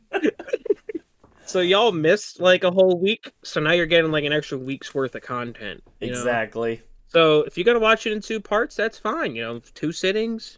Do what you gotta do. So back to the actual topic, video games. So I would say I didn't think I was gonna have much because of not having a job currently, but got some stuff. So went out with Patrick, and I found this. Only reason I wasn't gonna buy it yet, but it's kind of going up in price already, and I know I want to play through the series. Trails of Daybreak. So got that for MSRP, $60, going for like 90 on eBay. I was gonna say, it seems like a lot of the Trails games are pretty low print. Yeah, so I figured, screw it, pull the trigger on that. One day I'll get to it. Who knows when? 2 more games I bought. It's kind of like an impulse buy. Craig knows what these are. So Zach's probably gonna make fun of me. I joined the World Edition crew, but it's because I had to get Scarlet and Violet, the ones with the DLC on it. So these are the 004 cart revisions, and pretty much the North American printings of these, and all other printings of these, minus these. DLC 1's on the cart, DLC 2 is just a download. These are the only ones that have both of them on cart. So, it doesn't even state it on here. The only way you know is because it says 4. But Wait, say it again. You said DLC 1's on the card, but Yeah, DLC 2 is still a download? yeah, unlike the regular copies of these. But if you get the World Edition. 004 World Edition one, Okay. both DLCs are on the cart. So it's So the one that technically you the only have, one. they're both from the card. Yeah, Which is So- really cool. Those are definitely going to be the desirable versions one day. yeah.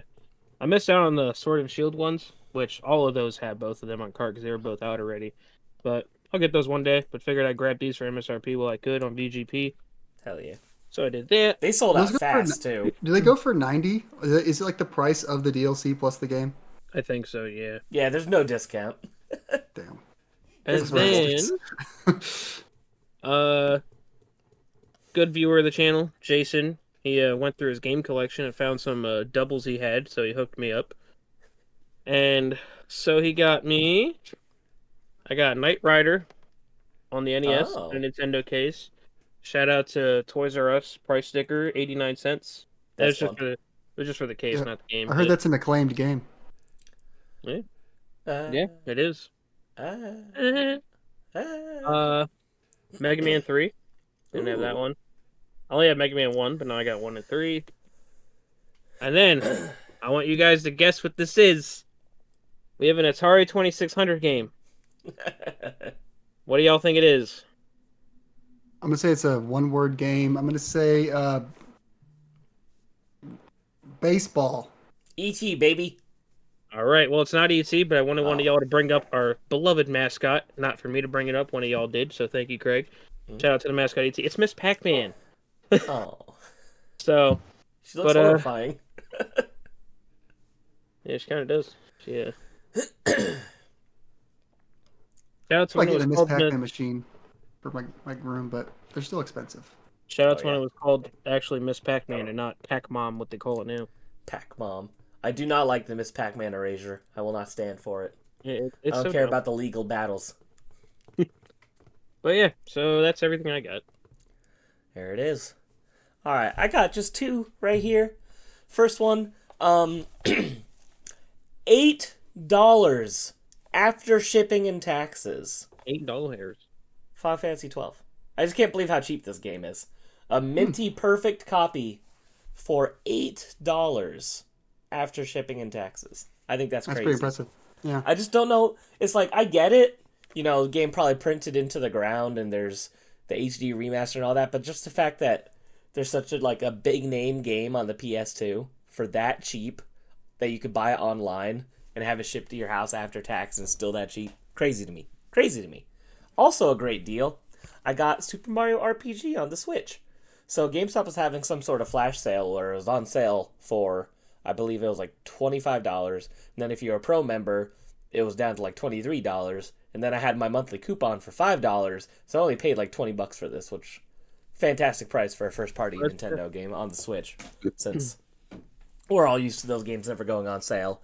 I've been debating on if I want to start playing it or not, because I'm halfway through a playthrough of the original Super Nintendo version on one of my handheld emulators, and I kind of feel like I should just see the original through since I made it that far.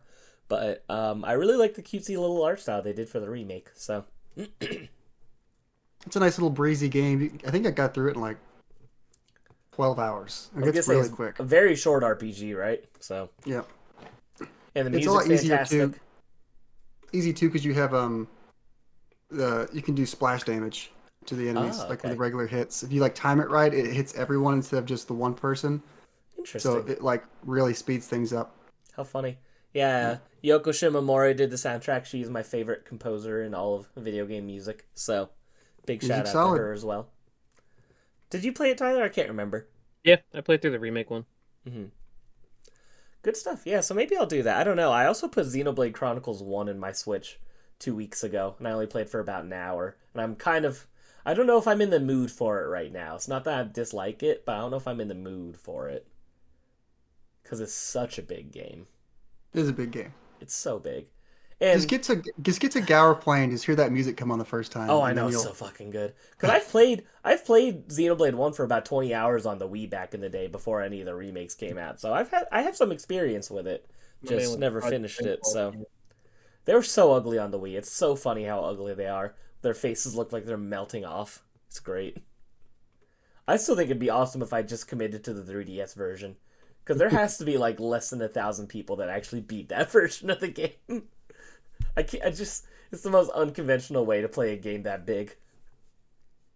I'm trying to remember if I just like heard this or if I'm hearing like different stories and I'm putting something together in my head. But all the characters in the game have like it's like British or Australian accents. I can't remember, and I seem to remember that was because like when they were making that game, it was like the voice. It was like cheaper to get those people to make the game. And now they're just like stuck with this decision, like for the whole series. They have these like British. Everyone's British in this world. That's really funny. Yeah, because it keeps going through. They all talk like that in like all the games. They all have that same accent. Yeah, I remember in 2 they do as well. 3's the only one I haven't played. I've even played a little bit of Xenoblade Chronicles X. So it's like I've dipped my toes in all these games, but I never beat any of them. So, but maybe I should be extra cool and play Xenogears and Xenosaga first. Be one of those people. Play Xenosaga 1, 2, and 3. Mm-hmm. Did my dad just like poke it? Yeah. You can't see it in frame because of the way our setup is. But yeah, for everyone looking, that was really funny. I was like, Dad just kind of stepped in and then stepped out. He's like, oh shit, he's on one of them recordings. He's doing one of them podcasts. I seen it like at the glimpse of the thing. I was just like, wait. That's really fun. Shout out to your dad, whose name is also Craig. Yeah, shout out to Craig number 2. Whoop whoop. Nope, he didn't say anything. Nope. Probably downstairs now. But yeah, I always thought that'd be super cool to play Xenosaga and Xenogears and all that and stuff too, because I think they have loose connections, right? Like there is references to them, isn't there? I will refrain from comment. Okay. And there's very much no connections in the first game that I know of. Yeah. And then in 2, I know the second one you could get like Cosmos and stuff, right? I think that's like her the name, rarest, but like the rarest blade. Yeah, which is cool. And then 3 does some stuff. Doesn't also. 3 do something with the DLC? Yeah. Yeah. I remember hearing about that. Yeah, so maybe they'll bring it back on the Switch too. Maybe they'll jump back into that series. Yeah. Did you ever play, Zach, the Future Connected DLC for the 3rd one? Yeah. Was it as amazing as everyone says? Everyone says it's great. like one of the best conclusions like to anything ever. People it love definitely tries its best to. So I love 3's my favorite Xenoblade. Personally, is it? I don't think. Okay. Yeah, my order's 3, 1, 2. I think 3 worst or biggest failing was it didn't tie the story together in a satisfying way at the end. In my opinion, I thought they kind of just like make it work at the end. It didn't really work as well. Mm. left a bunch of stuff un unconnected, and then in Future Connected, they tried to like make it better again, but it also wasn't perfect. But it was the game itself was very good. It's like a 20-hour, very dense, very good RPG, like standalone Solid. thing. Um, like I would almost recommend like if you want to get into Xenoblade, like Future Connected is like it's like 20, 25 hours. You can knock it out. It's great. Yeah, because I've heard that like Torna the Golden Country or whatever is really good too, and then I Yeah. heard that was it Future Deemed or whatever on the first one for Xenoblade One. I've heard is not that good, Yeah, but so I have never played Torna. That's the one that's like the one I need to go play because it's also a standalone, and I've heard it's hmm like the best part of Xenoblade 2. Some people say that, but hmm yeah, Future is it Redeemed, Future whatever, Redeemed? I think whatever. I so. get confused. There's Future Connected and there's Future Redeemed. I don't remember which one's from one and Yeah, three, but I whatever the think one from one is more of a tack on than the one from three is a really good standalone thing. The one from one is like a tack on mhm. epilogue thing. It's good, but it's not as And then good. have you played X at all or no? I have not. I have X in the Wii U, and I downloaded all the BS like X just have to download make it packs. run. Yeah, and I was gonna play it one day. I think that's when the World Edition meme started. When Tyler started shaming me for having the World Edition, um, I can't shame you no more. and I was gonna So, play it one day, and then once they announced for the Switch, I'm like, okay, I'll just play it on the Switch. So Yeah, it looks way better too. I think the art style for X is really ugly in the original. So it looks way better, and the file size has been released, and the Wii U version, the file size is like 22 gigabytes. In the Switch version, they got it down to like 12 somehow. that's crazy. I don't know how they do this crap, but the Switch version is Optimization, like half baby. the size and it like looks better and That's funny. probably I'm assuming actually runs without the download packs, which That's is like the funny. most insane thing ever. But Yeah, I wasn't a big fan of Xenoblade Chronicles X, but I also don't remember it well, honestly. Like I played it when like close to launch, and then I just have almost no memory of it, so I couldn't even tell you what I didn't like about it. I just remember not being a big fan. But people are excited about it, so I might yeah, check it out again when it re-releases, just because it's really cool having this whole series on the Switch now. So they've been doing a lot. They got they like Pikmin, Donkey Kong, or most of Donkey Kong, Xenoblade. They're like really trying to like bring in like all their games to one system. a So lot of GameCube remasters. We're doing well with preservation on the Nintendo front, we'll I get would Luigi's say. Mansion 1 next direct. Luigi's Mansion 1 HD. That was so strange that they did a 3DS remake. That was the weirdest thing. And change the name of it. Luigi's Mansion. Luigi's Mansion 1, very good video game. Short, but very good. Short but very good. Tyler, Me? yes. Are we on device? History. No, I history? hope you did a ton of research. You have a whole extra week worth of fun facts to share. We got a good bit. Got a good bit. You know what's happening So, though soon? Thinking what? about it, in about 2 months, we're hitting the year mark, so I guess we just had to get rid of this section of the show. I'm not Get sure what rid we're of gonna it, or do. we can. Or do I we don't know. repeat ourselves? I could just go back and copy exactly what I said every episode. I I still, was I gonna, You should you actually. I should can tell you right now, I have no fucking clue what happened. I can't remember any of the fun things that we've talked about, except for the we Spike should Game do like Awards. we should do something, but like not history. You should do another spin of like some like best X that came out during this best thing that happened during this time period. I don't know Yeah. something, but If you maybe guys not have any history. ideas, let us know for a Yes, whole separate section, or I don't know. We'll figure something out. We got 2 months to think. we got 2 months to think. We didn't think this far ahead, but Yeah, I didn't think we'd make it this far. yeah, we are like, yeah, we'll probably do like 3 episodes and be like, yeah, podcast ain't for us. And here we are, episode what, 22? Two. Yeah, 22. I I was hope gonna it's say 22. 23. Is it? I hope so. I don't Oh, know. I might have fucked up a lot of what I've said if that's not true. it's okay. Well, thank y'all for sticking around with us. Let's go. History. All the way back to January 21st, 1998 is when Capcom released Resident Evil 2 for the PlayStation and Nintendo 64 in the US. And then 2000 on that same day, is when Enix released Dragon Warrior Monsters for the Game Boy Color in the US. Hmm. Only Monsters game I played was the newest one on the Switch. That was pretty good. Yeah, I remember you were the only person I knew that picked it up, and you said it was good. Yeah. And then moving along, January 23rd, 2002, Sony begins selling a PS1 with a plug-in screen. How much do you guys think that debut costed? $99.99. $99. Yeah, that's my guess. 200. Holy cow, that's crazy. I Double the actually have cost. that thing. It's really nice. It is like a Really? super nice screen. January 24th, 1992, Hudson released Ninja Gaiden for the PC Engine in Japan. Brought that one up because the recent Ninja Gaiden news, we're getting, was it Ninja Gaiden 4? Ninja Gaiden 4, and they're also doing the The 2D they one. announced the new 2D one. Yeah. Yeah. Yeah, there's a lot of Ninja Gaiden love. They shadow dropped Ninja Gaiden 2 Black, or Black 2, Yeah. one of the...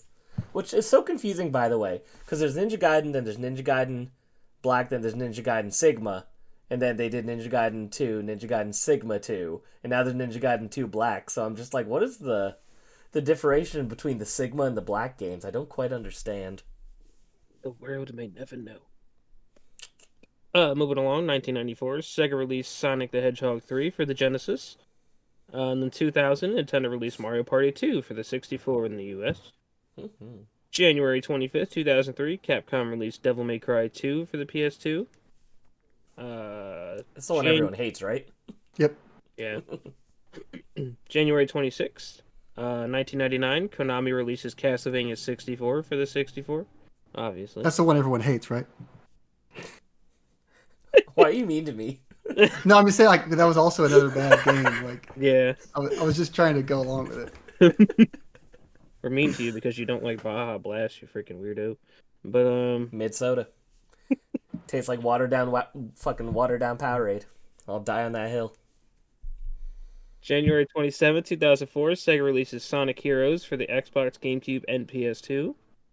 2005, EA Games releases Oddworld Stranger's Wrath for the Xbox. Game's great.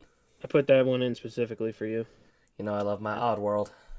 January 29th, 1998, Square releases Final Fantasy Tactics for the PlayStation. God, I want to play that so bad. Isn't there, like, rumors of a remake of that coming out For or something many like that? years now, but I don't even know, because it's like, so much of the NVIDIA leak stuff came true, and then some of it we still haven't heard anything for many years now, so... Isn't, not like, totally the other one, sure. like, a Final Fantasy 9 remaster or something? Yeah. Yeah, I those feel like- are the two big ones everyone's waiting on. Mm-hmm. Maybe this will be the year. Maybe. Apparently, there's a huge rumor with PlayStation having like a big state of play like next week, but Oh, I don't know if they're gonna do it considering if the PSN stays down. I don't think they'll want to do it considering like everybody will just be like, oh, the PSN.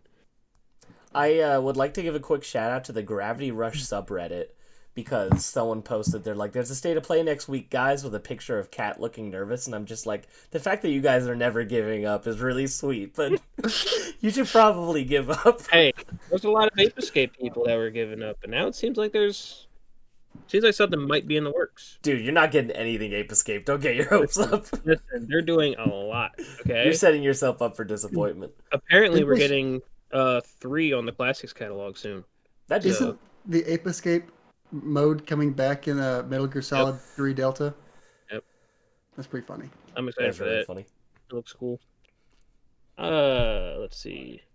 Where the hell was I? Sorry. You're good. Shit.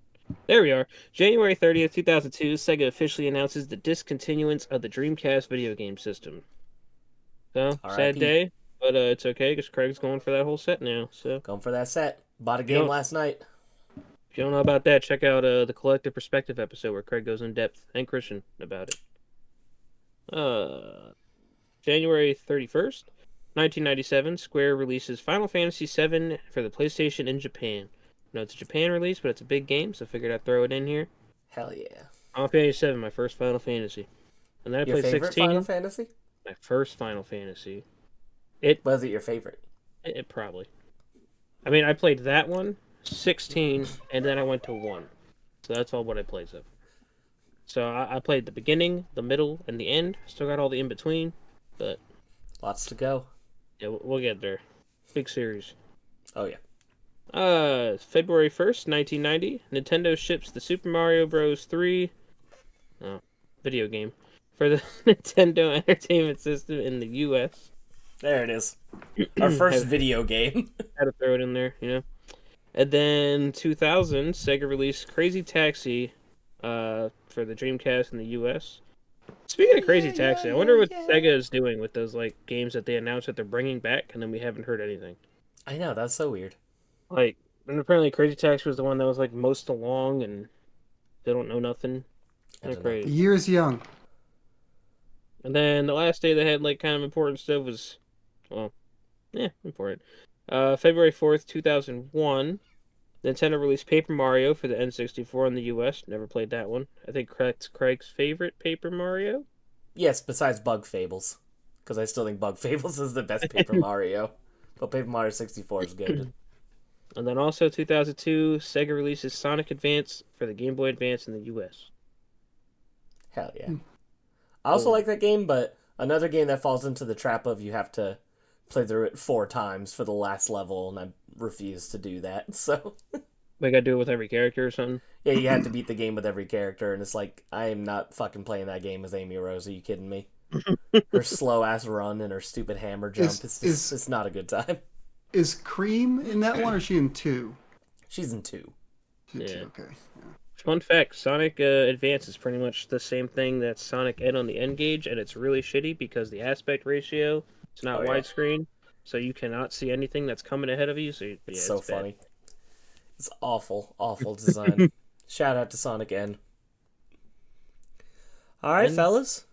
I think it's time for the topic of the show. What are we, 2 hours in? Our favorite PlayStation 2 games. Zach, I'm very excited to hear your list as the most experienced PlayStation 2 player among us. Of course. Why don't you give us your history with the console? Yeah, so me being the biggest PS2 guy is Ever. not at all serious because PS2 is the one PlayStation I have not ever owned. I've played very little PlayStation 2 at all, ever. Just like occasionally played at a friend's house. Everyone had a PS2 but me. I had a GameCube.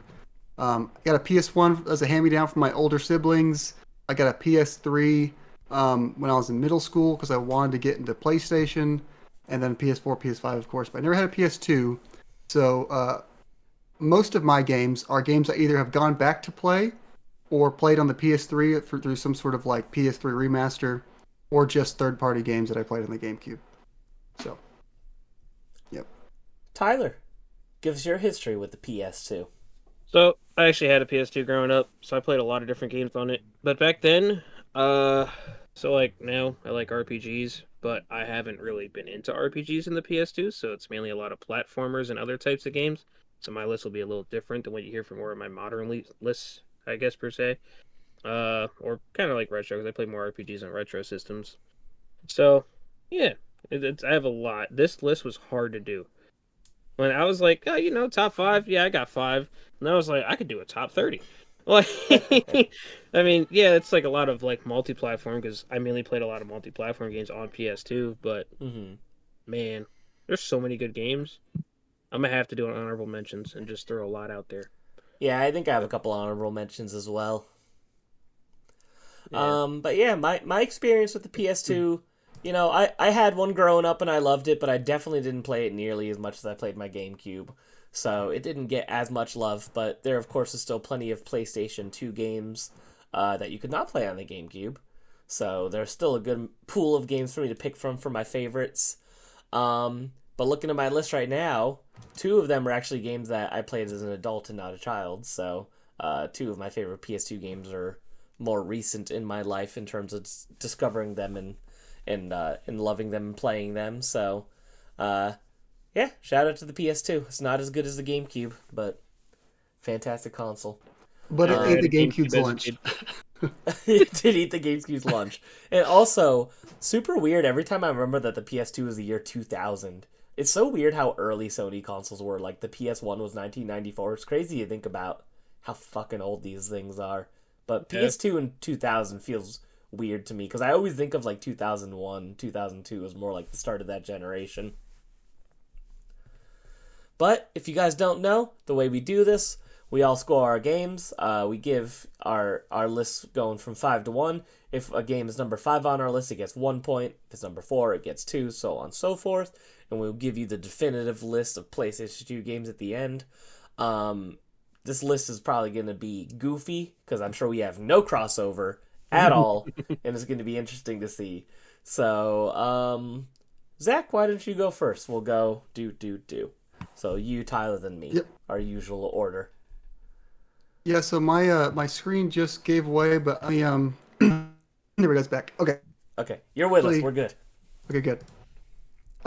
So my number 5 is actually a game from a series that I don't play, but this specific entry I remember playing at my friend who lived in my neighborhood's house. He had a PS2, and that is GTA San Andreas.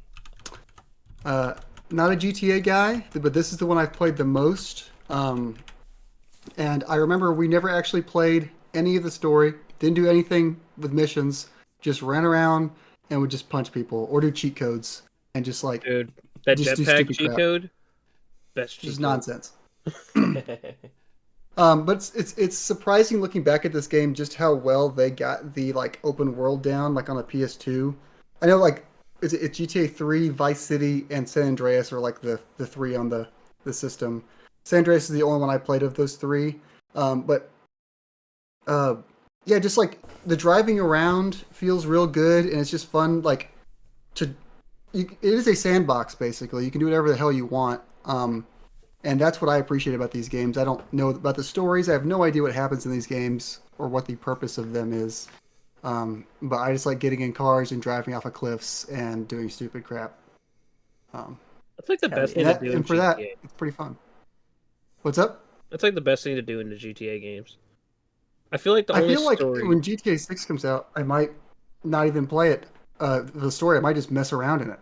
I feel like GTA 5 is the only one I actually played the story. Like the other ones I kind of just messed around in. I've never played a GTA, so Wow. I need to fix that. The one time You I should played start GTA, with Chinatown Wars on the DS. there you go. Now, the only time I've ever played a little bit of GTA is I remember when I was younger, a friend stayed the night at my house. He brought his 360 in GTA 4, and I drove around a bit, but that's pretty much all I did. Yeah, Nico, and I remember I tried to follow the traffic laws, so that was it. But I want to play. I've heard that they've done a lot of fixing to the trilogy for modern consoles of the PS2 games, so I kind of want to check those out because I'd like to have some GTA under my belt before 6 comes out, just because of how hyped people are. And I'm like, people love these games for a reason, so I think I want to check out at least like 3, 4, 5, right? So Considered getting the trilogy on the Switch just to like have portably to mess around. But yeah, it was like abysmal when it came out, but apparently it's better now, so maybe it's worth. I was gonna say, if you are a Chad like me and you have a modded PlayStation Vita, they've actually natively ported the PS2 games to Vita as well, which is kind of cool. So you could play the PS2 versions on the Vita. Yeah, I think they built it off of like the iOS or Android version or something, but yeah, you could just straight up play them on Vita, which is really cool. It's like I can one day ship the definitive edition physically off Amazon for $40. You should buy it right now. Buy it live. Do it. No balls. It's balls. a Peggy 8. It's a Peggy 18 version. I can't do that. Same as Yeah, one. I can't do that. I'm sorry. Get sorry that for virus bringing it off up. of your computer screen. Sorry for bringing it up. Virus. The North American version is $54. That And I'll seems probably low just end up getting a Peggy version anyway because Amazon always does that shit. It pisses me off. Oh my god, it drives me nuts. I hate when that happens. That's part of why I don't buy games on Amazon anymore. Because I kept getting European copies and I was like, I don't want this trash. Remember the one time I bought a game for my girlfriend off of Amazon? It was like the like Nintendogs clone on the Switch, whatever it was. This thing came in, it was a Peggy game, and somebody like lightly took off the seal and took the cartridge out. So it was sealed, but it had no cartridge in it. I was like, "Are you serious?" That I messaged sucks. Amazon and I was like, "Yeah, this game has no game." They just instantly refunded me. They didn't even ask for pictures or me to send it back. I was like, "Okay." Yeah, that's like a weirdly large problem is people buying Switch games and the game's gone. Have you ever seen this? Like, it'll be like a googly eye, like where the game's supposed to be. I have no idea how that's happening, but it happens a Apparently, lot. that's a big deal at Walmart right now. Like, there's like a big chunk of games from Walmart where they've replaced them all with like Google Eye, because it sounds like the rattle of the card. Yeah. Yeah, I guess people are, they've started opening the games in store before they leave now because they're afraid of getting ripped off. It sucks. I don't know how the heck people are doing that, but that is a big bummer, so be wary with your Switch games. Even when I got my Super Mario, I was kind of afraid of something being wrong with it. But I was more afraid of going to GameStop and then them giving me like a loose cartridge saying it's a new copy, because that's happened before too. So, good old GameStop.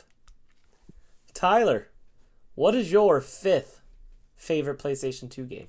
So my fifth, as I mentioned, I had to restructure this list like 85 times. I could probably change it again, but I'm going to stick with it because I am tired of being stressed out about this.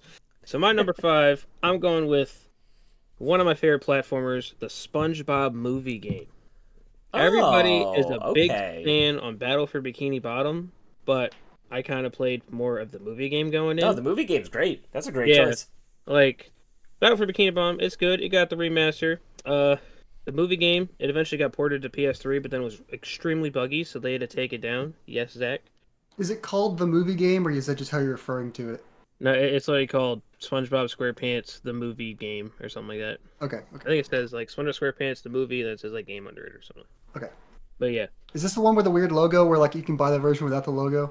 Oh yeah, and that I is have missing. it's right there. Yeah, the logo is missing off the cover of the game That's so Yeah, on the funny. greatest hits one. And it just looks like explosions in the background. in SpongeBob, but no text. So, if you played Battle for Bikini Bottom and you didn't play this one, or if you didn't play either, it runs kind of the same, just different levels. Think of it kind of like Mario 64 per se, where like you have all different stars in a level. You can get them different ways. Same one with this one. It's golden spatulas. You can get them in a different way on each level. Get farther. It's pretty much going through the whole movie. Pretty much go to Shell City, come back, defeat King Neptune, save the town, Goofy Goober, Rock, yada yada. Spoilers. But whoever hasn't seen the movie, bald, yeah, that line, that's a good line. but yeah, just that game I preferred a lot more than Battle for Bikini Bottom. It's a great platformer. I recommend people to play it. So I was kind Yeah, of like, oh god. I was going to ask you. I was wondering where do the Battle for Bikini Bottom and then this movie game, where do they stack up against that new one they released last year or a couple years ago, whatever it was? Cosmic Shake. The Cosmic Shake. I've been playing Cosmic Shake recently. I mean, kind of like on and off. I haven't been fully like doing it. I thought Cosmic Shake was going to be more similar to the style of them, but it's kind of not. Like, with just having the different levels. Like this one has a whole like hub world in the beginning, but then instead of doing like different objectives in one level, it's just kind of get to the end, you save, yada yada, and then you go back, and it's pretty much saving a person in each level. I mean, it's not bad. It's definitely better than the other recent SpongeBob games we got, like the Robotic Revenge, I think it was called. That one was tedious as hell. SpongeBob Hero Pants, Platinum, that one on the Vita, that was such a grind. I wanted to do bad things. He wanted to forever unalive himself, as Yeah. YouTube would like us to say. Yeah, that one wasn't good. But I had to stick around for the platinum. You had to like beat the game with like every single character, but then you had to get the character to max level, and it took multiple playthroughs to get a character to max level. So I played that game many times. That's obnoxious. But yeah, but I would Yeah. think the best out of the SpongeBob games are the Battle for Bikini Bottom and the movie game. Movie game's a little higher. And then they got like Revenge of the Flying Dutchman, but that one's mid. No, yeah, the SpongeBob movie game is extraordinarily underrated because it's overshadowed by Battle for Bikini Bottom, but I'd say it's at least just as good as Bikini Bottom, or Battle for Bikini Bottom for sure. Yeah. Very fun Playthrough. time. Very fun time. My number 5 is a game that I played very recently, and that is Parappa the Rapper 2. So I talked about this on a recent episode when we were talking about what we've been playing. I think it might have actually been the last episode or the one before that.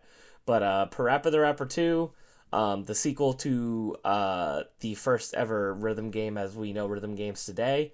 You play as the dog, Parappa, and you are basically rapping along to just these goofy, silly songs, repeating what the person before you says. You have your button prompts come across the screen, and you can follow them, but you don't have to. You can freestyle, and as long as you freestyle in the way that the game likes or to the rhythm of the song, you can kind of end up playing the game however you want. There's different like levels of how you're doing, like good, bad.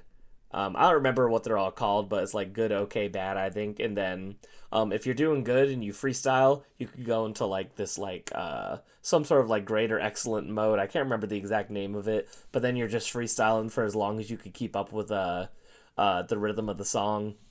And it's just such a good time. The games have very good sense of humor. They're very silly. They have dumb stories, dumb storylines, really dumb lyrics. Everything about it's just a goofy, fun time. And they're just very strange first-party Sony games. It's very, very weird, very of its time. But if you like rhythm games, you definitely owe it to yourself to check out the Parappa series. And Parappa 2, my second favorite out of the 3 games in the series. So shout out to Parappa 2. Is Unjam and Lammy their first favorite? Yeah, I think that's the best one. But they're all good, honestly. So I need to get a physical copy of Parappa the Rapper 2. I thought it was cheaper. It's like an $80 or $90 game. For some reason, I thought it was like more like a $30 or $40 game. Really? So yeah, it's pretty expensive. It has like a silver cover, right? Yeah, it's cool. It has like a holographic cover, which we didn't get a lot of those back in the day. So something in my fucking eye. But yeah, Every shout out game. to Parappa the Rapper. What if every game could be a holographic? Like you open it up, it's like, oh, I got a holographic like version of this Like game. arts. Oh man, You just have a random chance. God, that would I'll make take this game hobby. collecting to a whole new level. I was gonna say that would make the hobby of game collecting even worse than it already is. or reverse hollow Mario 3D All Stars. Sorry. Anyway. The rarest game of all time, even Yes. more rare. So if Yes. it's a reverse hollow, what would be hollow the spine? I don't want to get into it. I have no idea. He's like, I regret bringing this No, up. I think it would be the card on the inside, not the box. It's like because Okay. it's like equivalent of opening a pack. You gotta open the box and see what's in there. There you go. Gotcha. Nintendo should do that. I should get on the phone with please Nintendo. don't. I want that. Don't. Hey, Don't do you it. should call Miyamoto right now and be like, I got a great idea. Make And the games he- holographic. Switch 2, you want to make people buy the games more than once? And then I he'll tried to come your convince- house with a gun. I tried to convince Christian one time that Pikmin 1 on the GameCube had a 1 in 1,000 chance of coming with a bag of seeds. And his wasn't I've seen complete. that rumor before. His wasn't complete, and I tried to convince him it was real. There's a subset of the internet that's convinced that that's not a joke. By the way, I know. I'll still see people talk about it to this day. Yeah. It's so funny. I guess you can't really prove that it didn't happen either, though. So maybe the copy really is incomplete. Who knows? Zach, what is your 4th favorite PS2 game? This one was tough. It was between 2 games. Ultimately, I decided on the sequel, and that is God of War 2. Oh, okay. So, my history with the God of War series, I rented God of War 3 from a Redbox on my PS3 and played that one first. And then went back and played... It was like the PS3 versions of God of War 1 and 2. There was like some sort of remaster Yeah, collection. the or God whatever of it War was. Saga. Yeah. So I'm going with 2 just because I remember in 1, a good chunk of that game is in like Pandora's Box, and I remember not liking that as much. These games are really fun, just like arcadey, hack and slash action, lots of fun. And 2, I feel like just, I remember liking that one a little bit more. And I always I always was intrigued by like Greek mythology at a younger age, and like seeing a game based around that I thought was really neat, even though you were just brutally massacring all of them.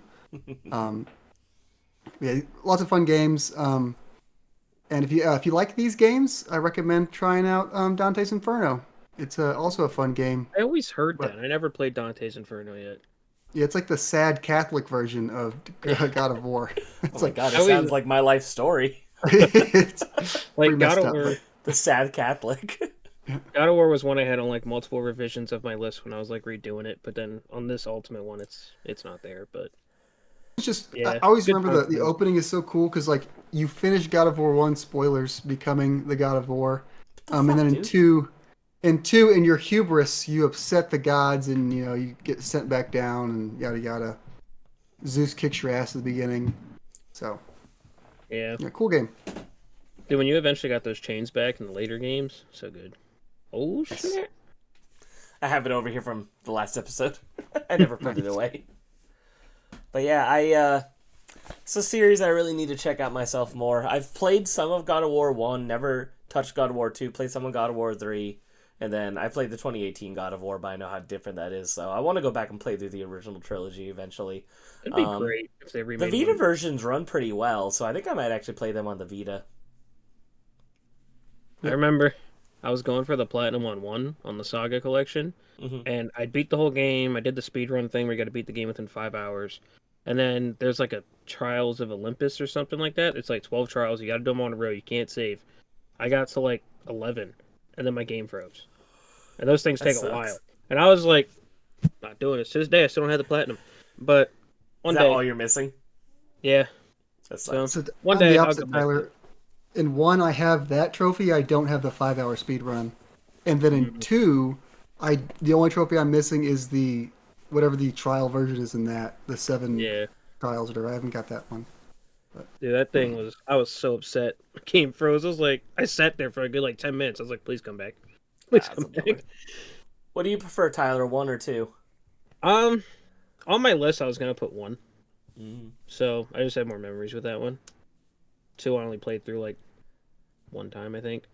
But 1, I played through multiple times, mainly because I had to get the speedrun trophy, and when I played it before on the PS2, and then, yeah. Yeah, you're kind of a fan of Jaffe's games, huh? Because he Yeah. made Twisted Metal as well.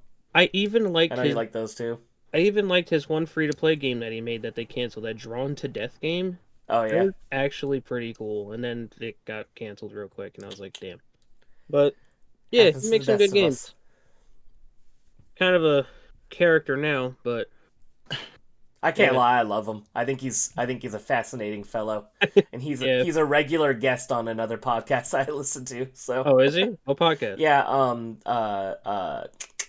what is it? Last Stand Media, Colin Moriarty. He does like a lot of Oh, like okay. he's done like episodes about the making of Twisted Metal with him and stuff like that. Very interesting to listen to. So Yeah, I remember I watched like Yes. a whole documentary that he did, or not like a documentary, or some kind of like long format video, about like doing the PS3 version of Twisted Metal. How like Mhm. originally it was just gonna be like an online only game when they pitched it to PlayStation. They're like, no, you're full branching this out, and they're like, you got to make a story and all that, and that's kind of why they had to cut little corners and not have all the characters because they were so limited on time and stuff. And I was like, oh, it's funny. that's kind of Yeah, what killed the franchise. he has some awful takes, that's for sure. But he definitely has some really cool ideas, and he's made some interesting stuff. So interesting guy to listen to and learn about for sure. Yeah, Plus, I feel like you don't get a lot of game devs or like even past ones that are like just like super talkative about their past works. So it's cool to have somebody like that kind of have a presence, like him. And the only other one I can really think of is Tim Kaine, the guy who created the original Fallout. Like he has a whole YouTube video called Tim Kaine on Games where he just talks about like different things he's worked on throughout the years and his idea process and stuff. I love shit like that. Super interesting. So Yeah. shout out to God of War 2. I'm next, right? Number 4. Yes, you are. Right. Number 4. So number 4, Ape Escape 2. Woo! I never played 3, so I don't know. 3 might be better. Craig could vouch probably because I think Craig played both.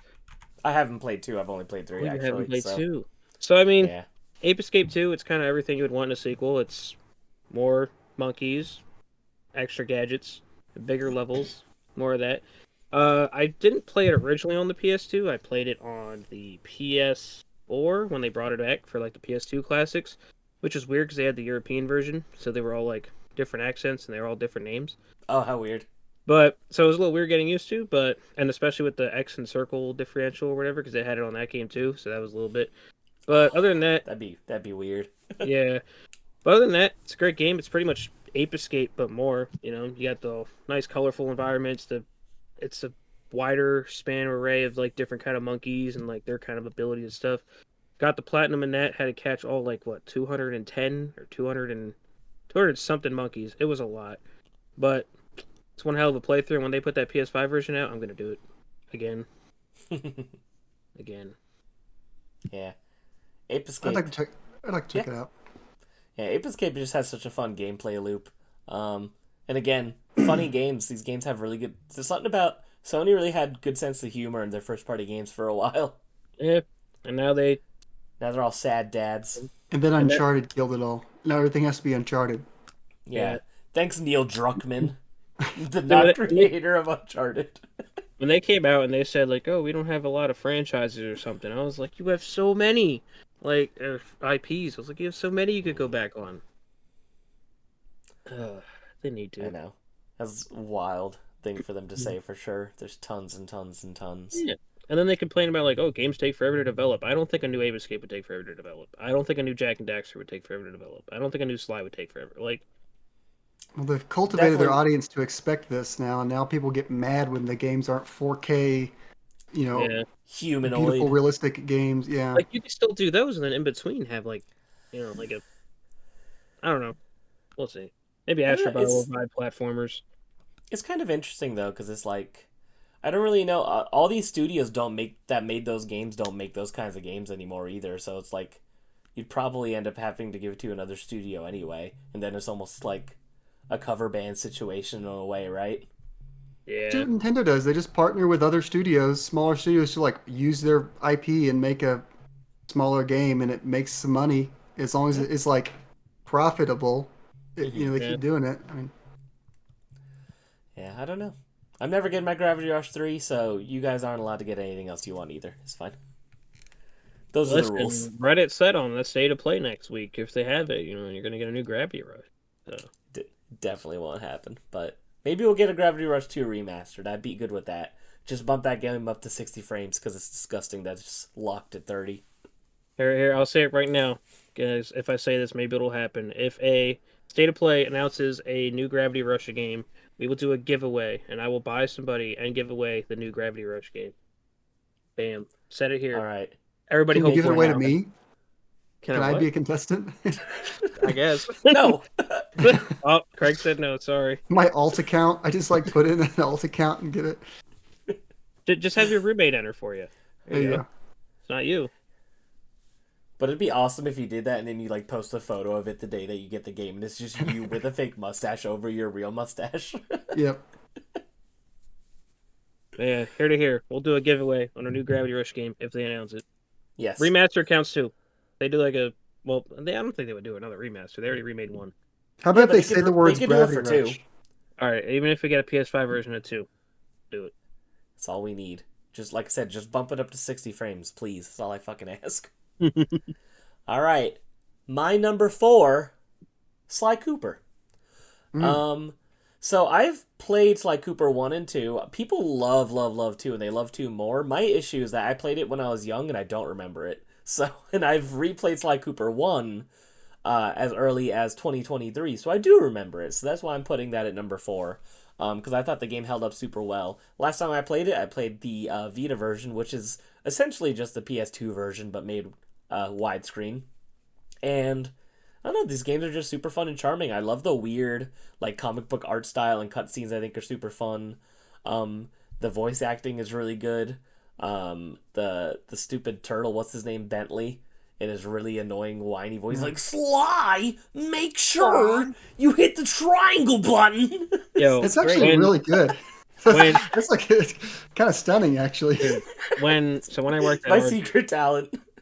when I worked at Arby's, there was this customer that always come by through the drive-thru, and he sounded exactly like him. And he'd be like, "Yeah, let me get the chicken Like, tenders." I'll And he would- have a number 14. Dude, he would be like that. He'd be like, "The chicken tenders with barbecue sauce," and I'm just like, "Holy shit, is this him?" Dude, the one day he came in when he gave me his card, I looked at his name, I was like, "Oh, it's not the guy." He drives But, up in like, the van. Dude, I was Like, really Tyler, considering- make sure my beef and cheddar Tyler, has a press the sesame triangle seed button. bun. Dude, I was always like, this guy has to be him. Like, it's crazy. That's so funny. One day I asked him, I was like, you sound like a character in a video game. He was like, oh, do I? And I told him, and he was like, oh, that's pretty cool. I was That's just like, funny. No, but yeah, shout out. The only thing I hate about Sly Cooper is the stupid racing levels. Those did really suck. Those are not fun, and they're too difficult and too annoying. But everything else about them is great. I love just the satisfaction of like doing like the little twisty jump and then landing on the little points. It just feels good. Swinging your cane back and forth has like a kind of nice momentum to it. Really good music, really good memorable bosses. One of my favorite video game bosses ever is the alligator lady, where is a rhythm game as you go up to fight her, and you're like avoiding the note she hits you, like throws the like button symbols at you, and you hit the button symbols to dodge them in sequence with the song. It's super super fun. I don't know, just shout out to Sly Cooper. Really cool, really unique game. I really want to play through the whole series eventually because I never played 3 at all, I don't think, and I definitely never played 4. So, but Sly Cooper 1 holds up super super well. And I almost wanted to replay it again when they added the PS5 version, just because I really enjoyed it that much. Definitely a game that you want 100%. Not too difficult and definitely worth it. So really cool game. Love me some Sly Cooper. That's what I want to get through the rest of the series. I only ever played the first one, so Yeah, But I I played enjoyed them it. on the Sly collection on the PS3. Oh, did you play all 3? Yep, I actually really like these games. They were probably like my 6 on the list. Oh, okay. I was about to ask if they're on your list. Fun games. Yep. Cool beans. Zach, what is your number 3? Funny, I'm holding like a first party Sony IP.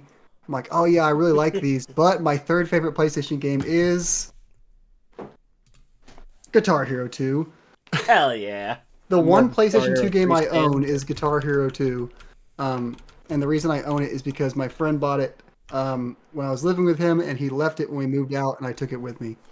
So yeah, Guitar Hero 2, I love Guitar Hero. And this one specifically, this is probably my most played game on a PlayStation 2, actual PlayStation 2, because my friend bought one when we lived together, and we would all just like go for high scores on Guitar Hero 2.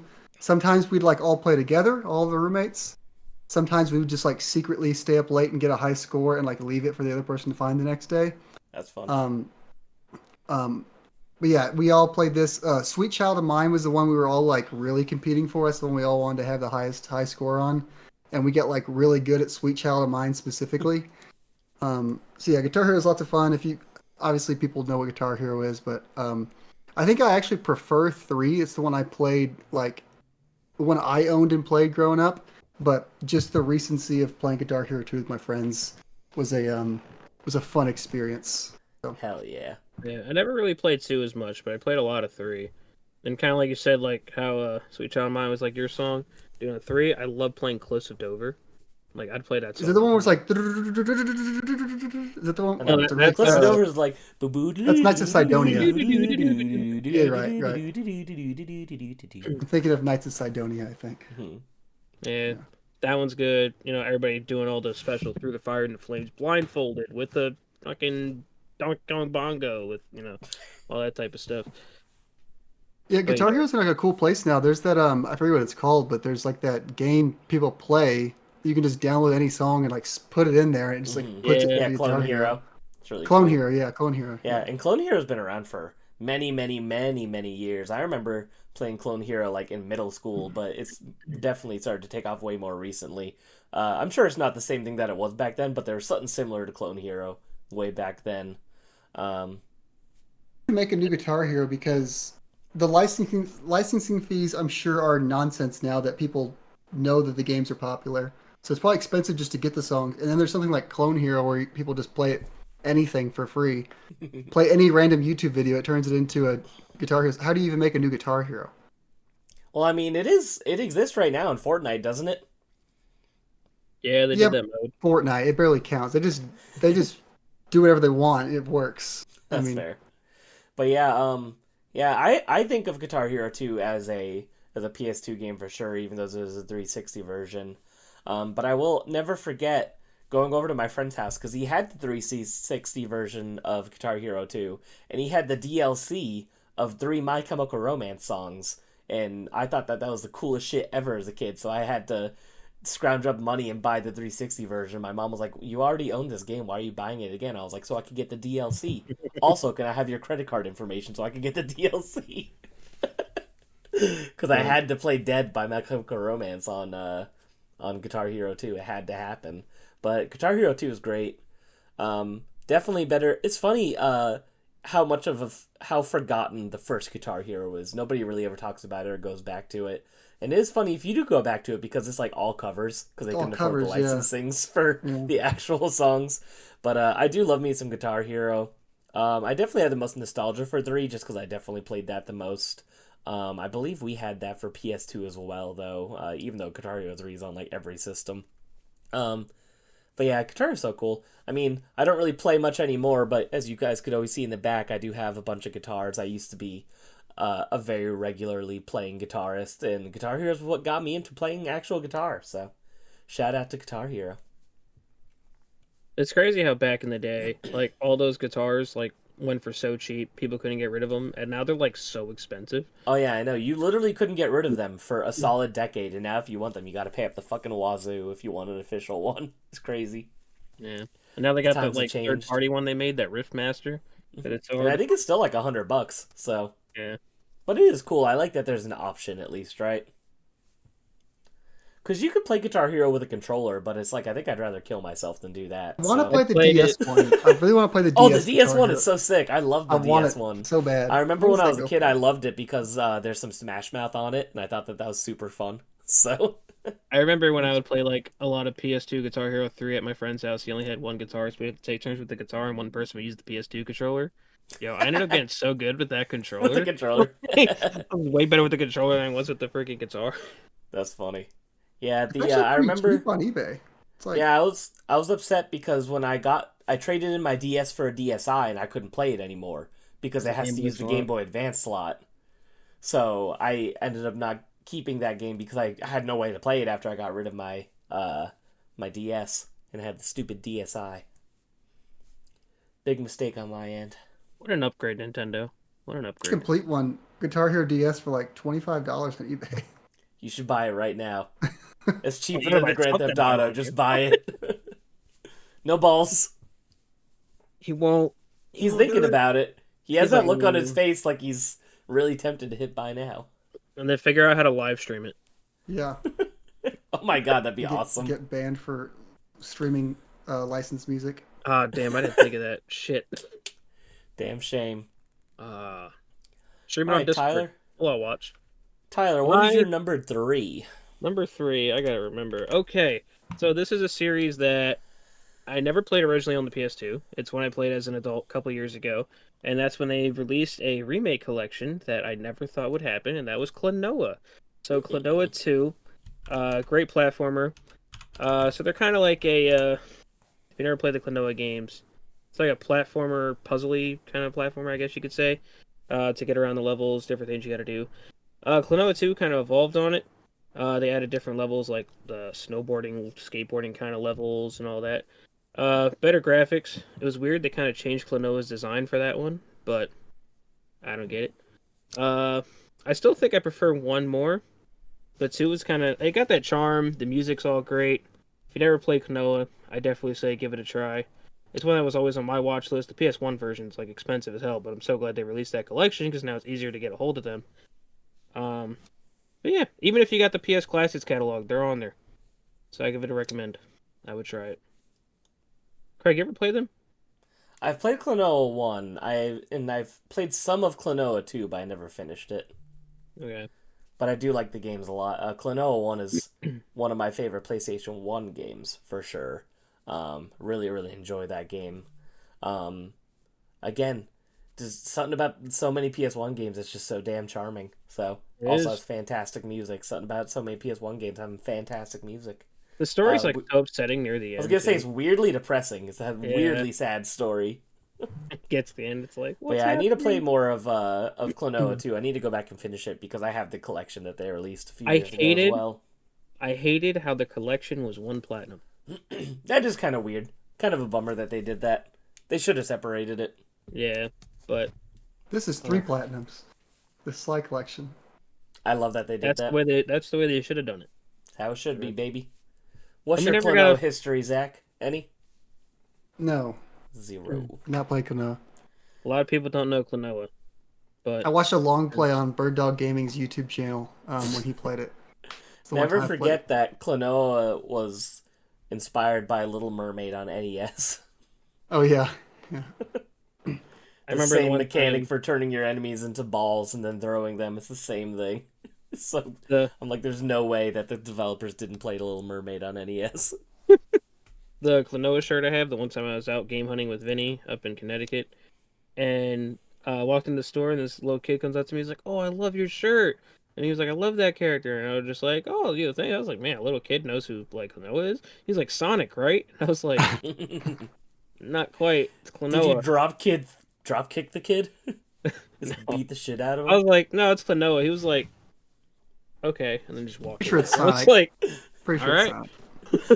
That's He's one of like- my favorite things when you tell a kid what they don't want to hear and they go, okay, and walk away. Why do kids do Yeah. that? That was rough. But Just the immediate disappointment. Okay. I was like, I was just Yeah, shocked. And I was like, "Oh, nice shirt." I was like, "This kid knows Klonoa, Sonic, right?" Oh, Yeah. Zach, you gotta play some Klonoa. These games are definitely down your alley. They're very, very Yeah. good. I Yeah, got I'll play Klonoa Adventure 2 Battle when it comes out. Shut up. the Game Boy Advance ones are good too. I mean, I only played the first one. I still got to play the second one. Yeah, Still got to get the Klonoa second Advance 1, 2, 3, then Cream the Rabbit joins. one. No. And then they There's have a game also that, a turn-based RPG that didn't come out in America on GBA. One with Blaze the Cat Yeah. on the DS. there is. Yeah. There's a fan translation of it. There's a Klonoa JRPG. I knew about the volleyball game that didn't come out here, but I didn't know there was a JRPG. Mhm. Whoa, Craig got all this knowledge that I don't know. I have way too much fucking free time, is what I have. So my number 3 is Kingdom Hearts. I love Kingdom Hearts. First action RPG that I ever played. I remember going over my neighbor's house as a kid, the same one that had the Dreamcast and Sonic Adventure that blew me away, and he had Kingdom Hearts, and I remember just thinking it was so cool seeing all the Disney characters and all the different things. It just blew me away. I thought it was so cool and so interesting, and I got the game myself eventually and love it to death. I remember it being very difficult for me as a child just because I'd never played a game like that before, so I didn't really have a concept of like leveling up or grinding, or I just thought that shit was hard.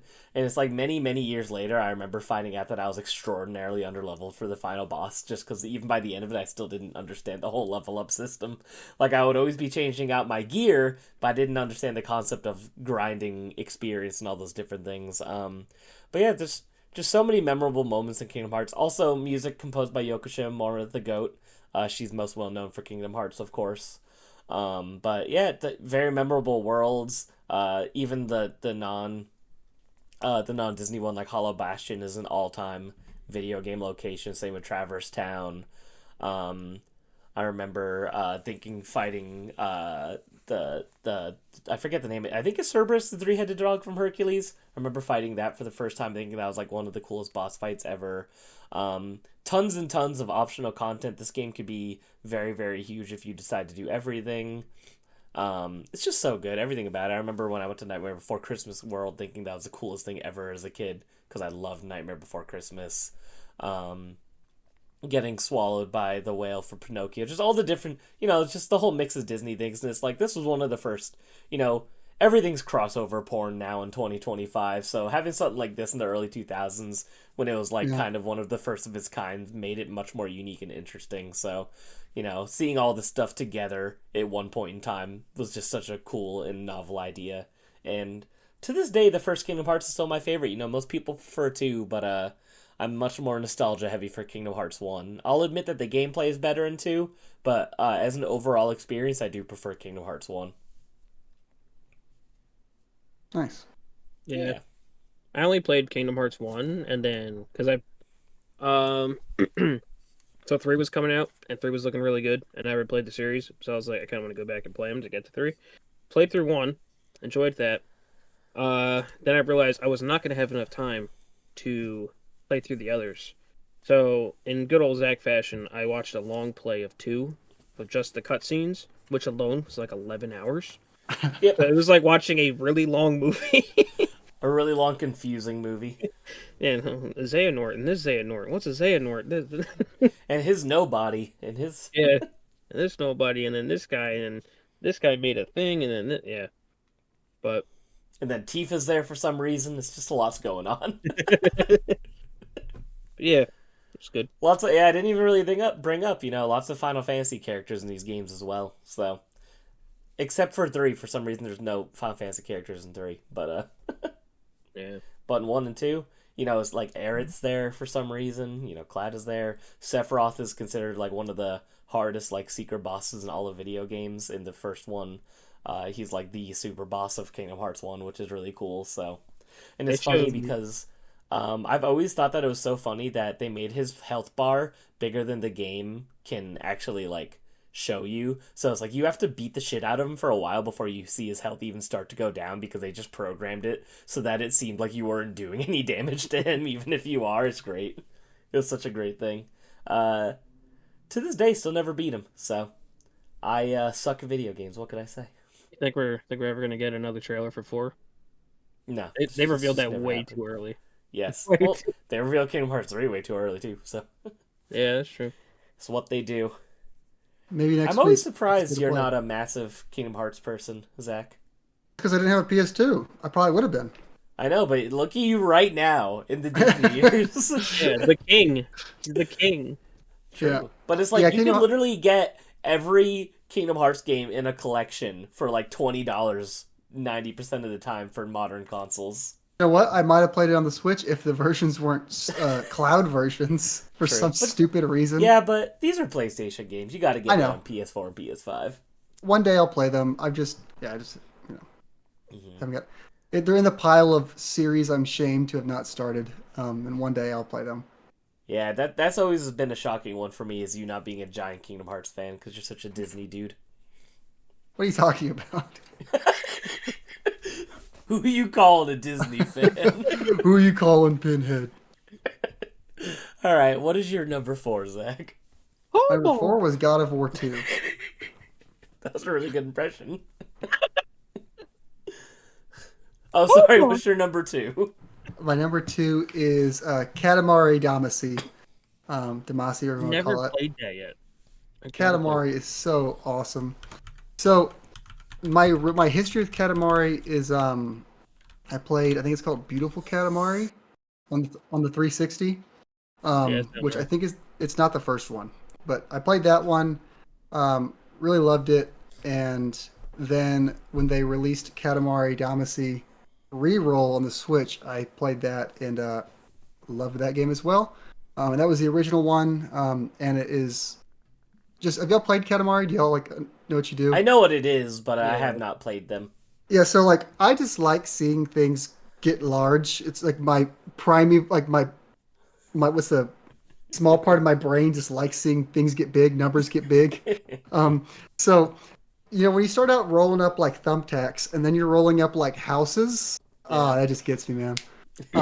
And they do such a good job in this game of really pacing. They're like carrot on a stick in you, like letting you get a little bit bigger every level, but they don't want to let you get like as big as like really big. So like they're all, because levels are like time based. So you'll be doing a level and I'm the size of a table and I'm rolling up things in the room and it's like, level's over, start the next one. And the next level, you're the size of a car. And it's like, level's over, get the next one.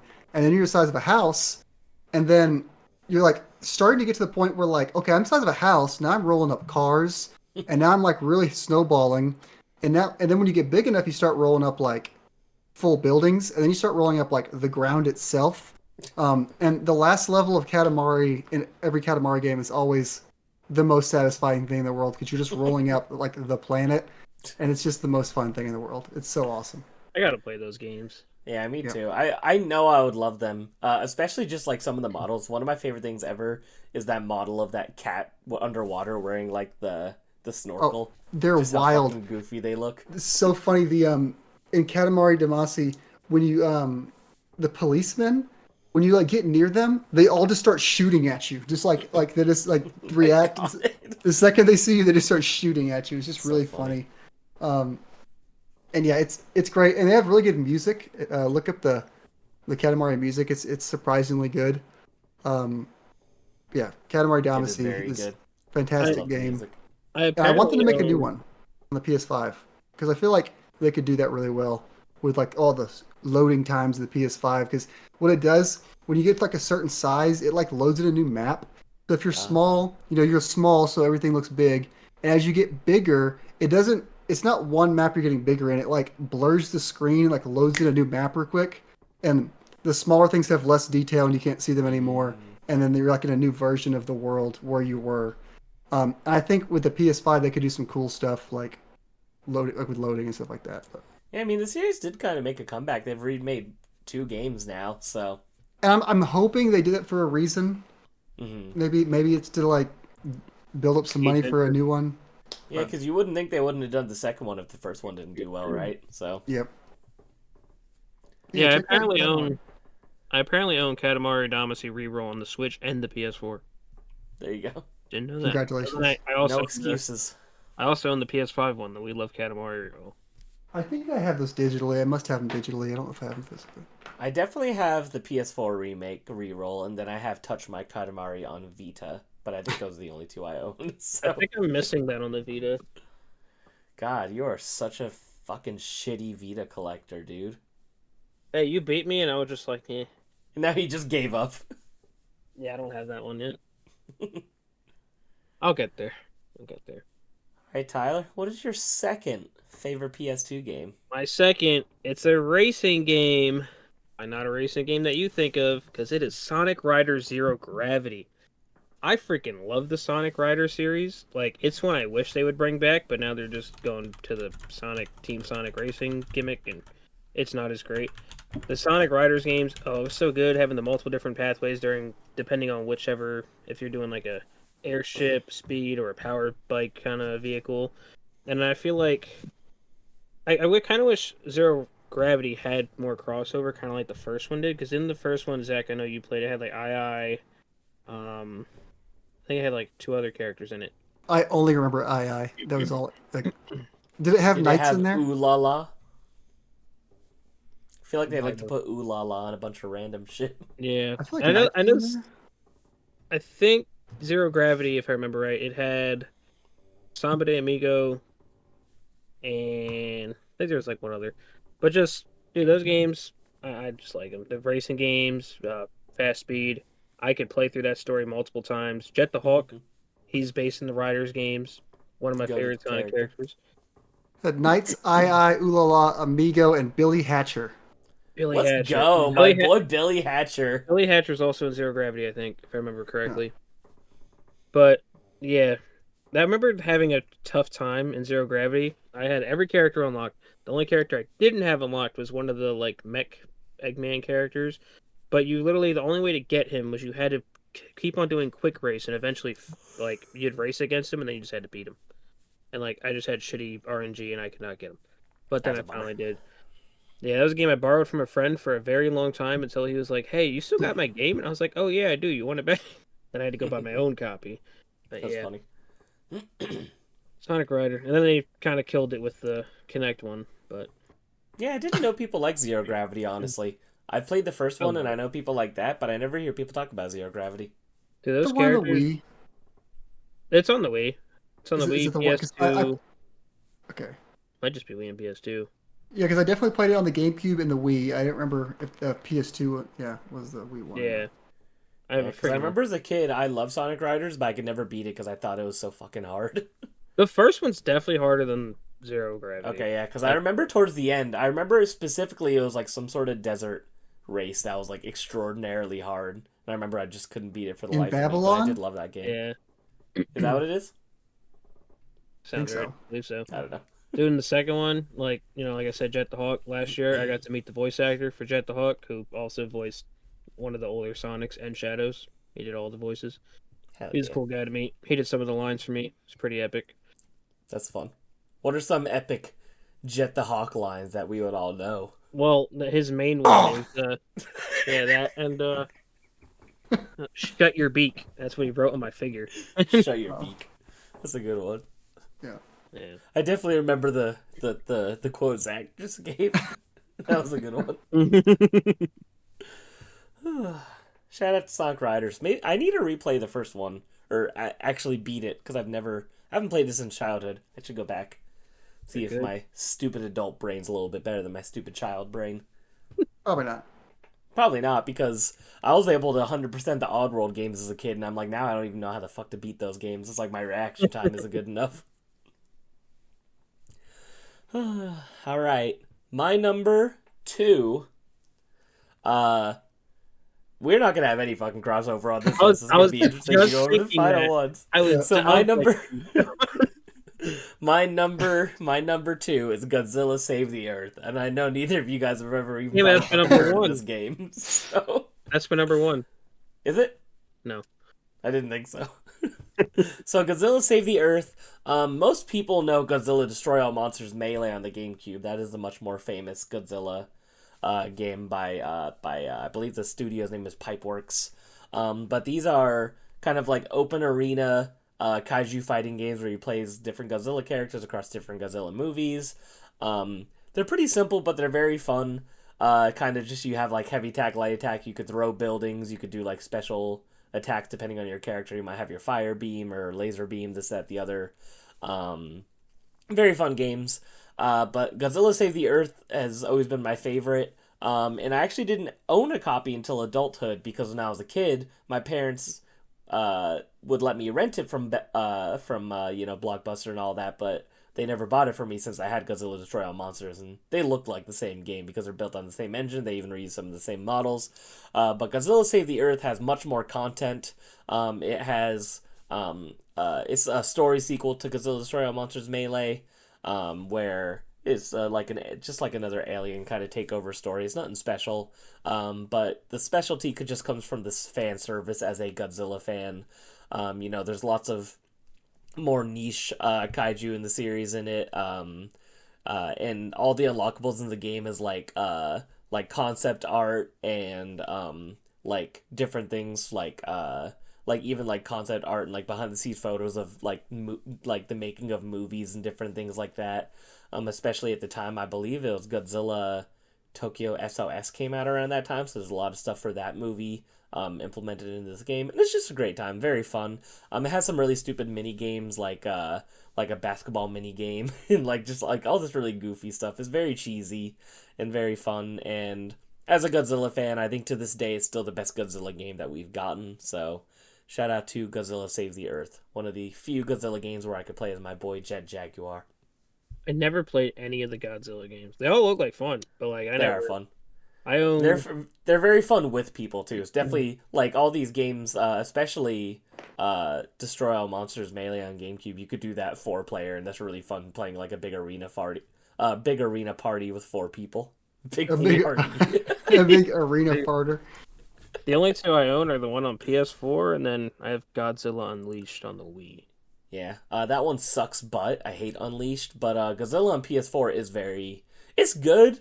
Once you realize that it's not a fighting game, you realize it's more of like a movie simulator. If you could put yourself in that mindset, it's a much more enjoyable time. But yeah, to this day, Godzilla Save the Earth is still the best Godzilla movie. Or not Godzilla movie, Godzilla game. The best Godzilla movie is Godzilla -1. So I haven't seen it yet. You got it. It's so good. I'll watch it. I've seen. Zach watches the Sonic movies. There you go. Zach, have you ever seen a Godzilla movie? Yeah, I've seen a Godzilla movie. Who's your favorite Godzilla kaiju? King Kong. That's valid. I'll take it. No, I'm just kidding. I don't know. I don't know. I'm a fair weather Godzilla fan. I need to watch -1. I heard it was really good. So it's so good. -1 it's like top 3 favorite movies of all time for me. I love that movie. I've seen every Godzilla movie at least 3 or 4 times. I'm a psychopath. There's I think 50, 57 or 58 Godzilla movies, and it's like, this is why I haven't seen many movies in my life, because I just keep rewatching Godzilla movies. I did play a fair bit of Reptar and Nickelodeon's All-Star Brawl, if that counts. Yeah, same thing. Yeah, same thing.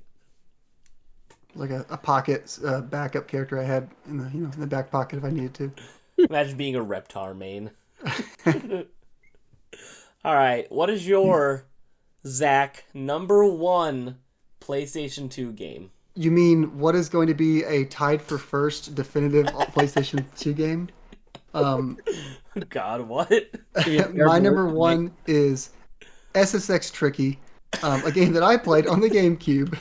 Did you also put that on your GameCube list? Yes. I did. SSX Tricky is incredible. Oh It's my the best god. snowboarding game that's ever existed. It is much better than 1080 snowboarding. I've tried to play 1080 snowboarding. I can't. I don't get that same feel that I get with SSX. And SSX Tricky is just so fun. Jumping off that first jump in Garibaldi, doing backflips. I literally just sometimes put that game in just to do the first level over and over and over again. It just feels so good. Um, it is very much a arcadey game. It's not supposed to feel realistic like 1080 is. You just do crazy crap, and it just lets you do it. Yeah, tricky. I, I think I mentioned on here a few episodes ago, that episode Tricky, the game Tricky Madness on Steam. There's like a indie version, someone's just making SSX Tricky. I'm like, Yeah. yes, yes. I have that in early access, and I want them to keep making that because I'm looking forward to that. But yeah, SSX Tricky is one of my favorite games ever. So it is definitively the tied for first best PS2 game of all time.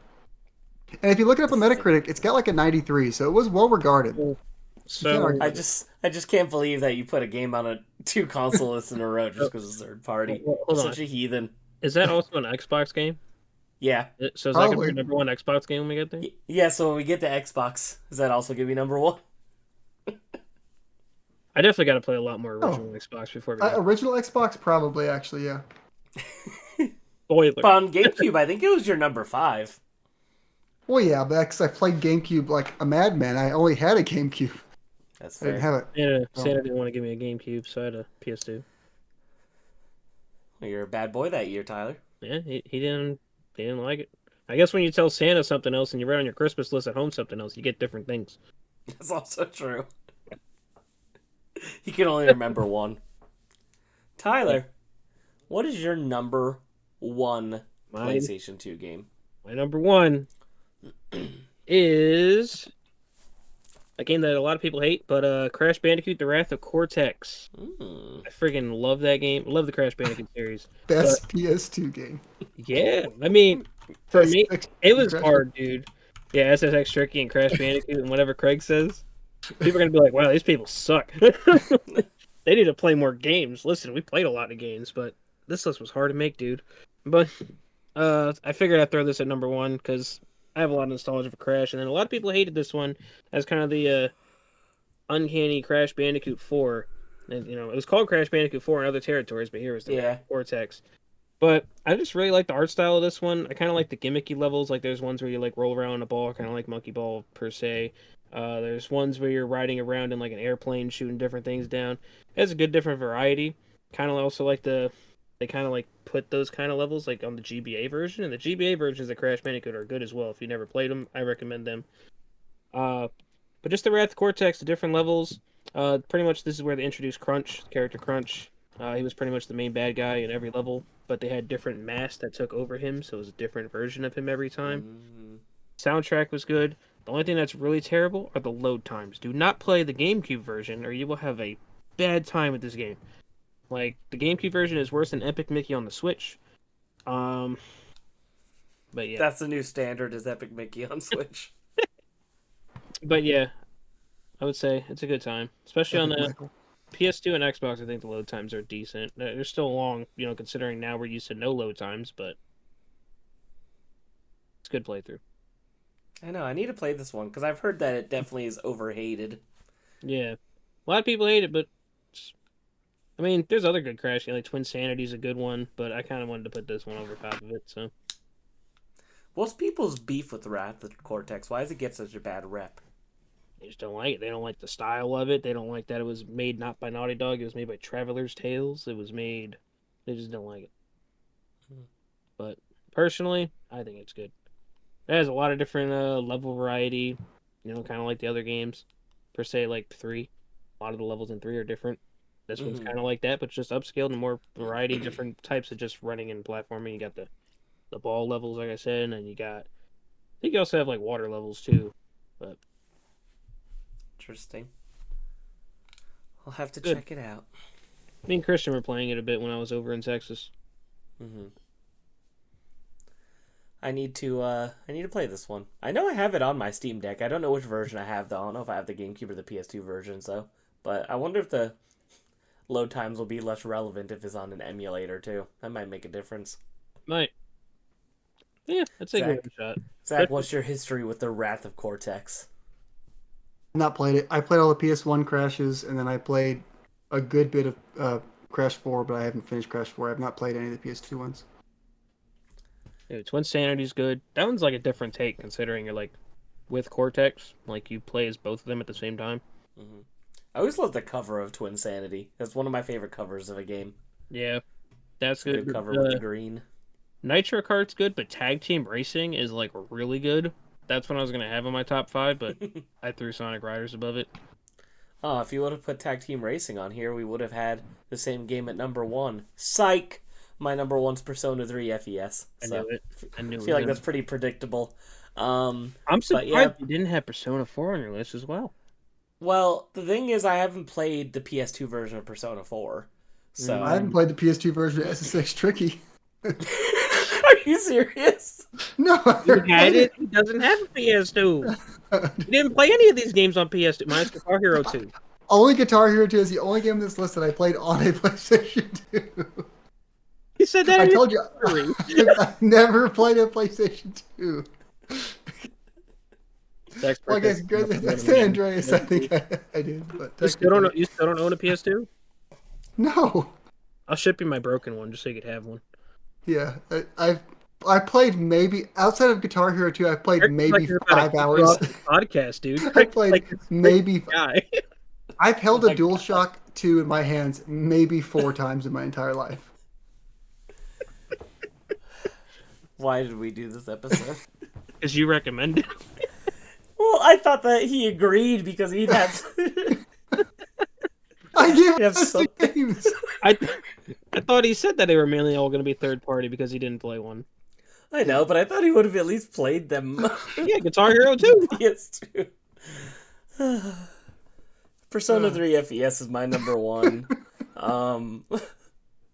We've talked a lot about Persona 3 on this podcast. Dungeon crawling social sim, very good.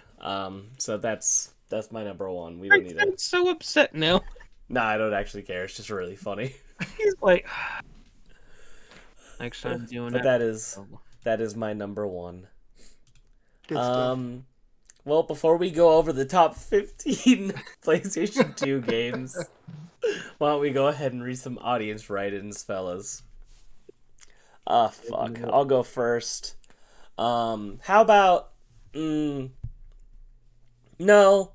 I want Zach to go first, and then Tyler, then me, then Zach, you could read the last one. Good, because me and Bird Dog had some crossover here. Bird Dog Gaming says, Katamari Damacy and God of War, 2 games I've only experienced the last few years. Didn't have a PlayStation 2 growing up. See, me and Bird Dog on the same path here. Relatable. Relatable. Katamari is a game you didn't know you needed in your life until you play it. Never played a game like it. So good. God of War, I just played last year, and it knocked my socks off. The combat is excellent. Just so much fun the entire time. Good One stuff. of the few times Bird Dog and I agree on things. Tyler. All right, and then we got Colonel Teller Suit. Colonel Teller Suit here. Didn't own a PS2. Colonel Teller Suit. Yeah, Colonel. Wow. Colonel Teller. I thought you were fucking with us. I was taking forever trying to get the dock on my phone. I was scrolling. I was like, go. Colonel Teller Suit. My bad. My fellow Honolulu brother. Didn't own a PS2, but seeing Grand Theft Auto 3 for the first time at a friend's house made me realize how much potential there was for growth in the industry.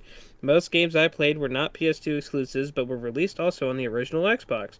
I also had fun with another Rockstar game called State of Emergency, currently trying to find a clean copy of this game to add to my Xbox collection. I was really waiting for a setup there.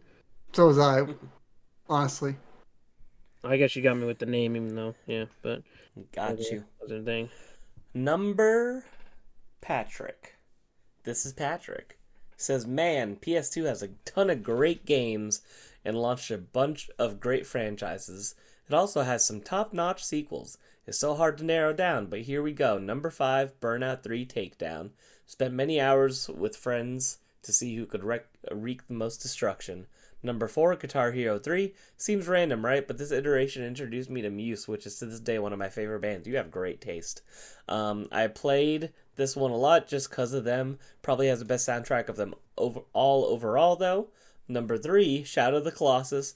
A true masterpiece and a work of art that even though it was remastered and remade, this is still the best version of that game. Number 2, GTA Vice City. Going on a murderous spree to Out of Touch by Hall & Oates in the 80s Miami. Hell to the yeah. Just a fun game that really spoke to this 80s kid with the music and setting. Number 1, Final Fantasy X. We'll never forget Tidus' story. A defining game in the series that introduced so much and has one of the best scores to this day. Great list. Burnout 3 Takedown was one I put on and off my list. Great game. Burnout 3 is so good. I've always wondered, is it Titus or Titus? I don't know. I don't know. I've heard it both ways, so I apologize. So, they don't ever actually say his name in the game, so that's part of where the confusion comes from. They never say it. No, you could enter it whatever you want to be his name. So. Oh, it's one of those. Okay. So that's his canon name, but you can name him whatever you want, so they never actually say his name. Gotcha. Mm-hmm. But yeah, great list, honestly. Burnout 3 is great. Shadow of the Colossus is a game I want to love. I need to give it another shot. And then I need to go back to Final Fantasy X because I started playing it last year. I think I actually talked about it on the first episode of this show, but never finished it, so I need to go back. All Zach, right, we got go ahead and read the last write-in. Yeah, we got Jason up next. Ahem. Hello guys, Jason here, and here's my top list for top 10 PS2 games. It's really hard to narrow down to 10 considering how huge the library is filled with so many great games. There's a series of games that was on the PS2, I keep it to just... Sorry, if there's a series of games that was on the PS2, I keep it to just one from the series to keep it more diverse. Makes sense. Alright, number 10, Whiplash. Number 9, Sly 2. Number 8, Persona 4. Turn-based game. Number 7, Jak and Daxter: The Precursor Legacy. That was another Number 6, Ratchet and Clank: Up Your Arsenal. Real quick, I wanted to say Ratchet and Clank games. I love Ratchet and Clank. I never played the PS2 games. I started on PS3, so. But I wanted to play the first one, but it was only streaming only. Streaming only, it pisses me off. Anyway. Ew. Back to the list. Number 5, Shadow of the Colossus. Number 4, Mega Man X Command Mission. Number 3, GTA Vice City. 2, Wild Arms. 3, and 1, Dragon Quest 8. I heard good things about Dragon Quest 8. Mm-hmm. That was quite tough to narrow down to only 10. There was so much more I could have added to the list, but you guys all know what game wouldn't be added to either of my best PS4, PS5 lists. That's right. Remake gets the shaft to both of those lists. Well, thank you for adding that last little tidbit there, Jason. It was super necessary. Gotta, super relevant. You gotta figure out a way to constantly put it in there, you know? Yes.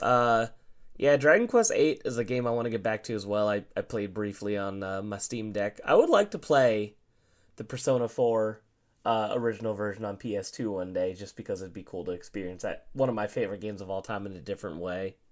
And, of course, shout out to Jak and Daxter. I love Jak and Daxter. Almost made it on my list, but not quite. It probably would have been like number 6. Shout out to Jak 4. So weird that they did that. That looks goofy as hell. Very strange.